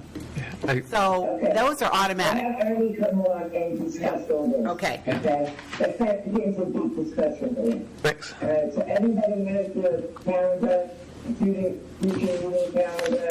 We're meeting on Monday of next week and on Wednesday of next week. If you have any questions about that, just email myself or Susan or call me. I'd be happy to send out the self-reflection again, just in case you guys need it. Or I think we sent it out hard copy and we got it. digitally, so you should have it. But let me know if you need it. Thick package, Yeah. Don't send it again. Okay. So just know you have the thick package. So suggested agenda items, one will be early covered at some point. With that agenda item, could we also invite Shannon Weigel as well? To talk about grants and other sources of funding that might help support the food program. Okay. Any other suggested agenda items? I do, Bev. Go ahead, Jen. How about like inviting Wit and Wisdom to come in to give us like a view of like the past year. I know they came in mid-year, but now that like 1 year's under their belt. I don't know if we can get Wit and Wisdom to come in, but No, but I mean our staff. Oh, our staff, yeah. Sorry, Yeah. our staff. I was thinking the publisher. No, our staff who supports the program. Yep.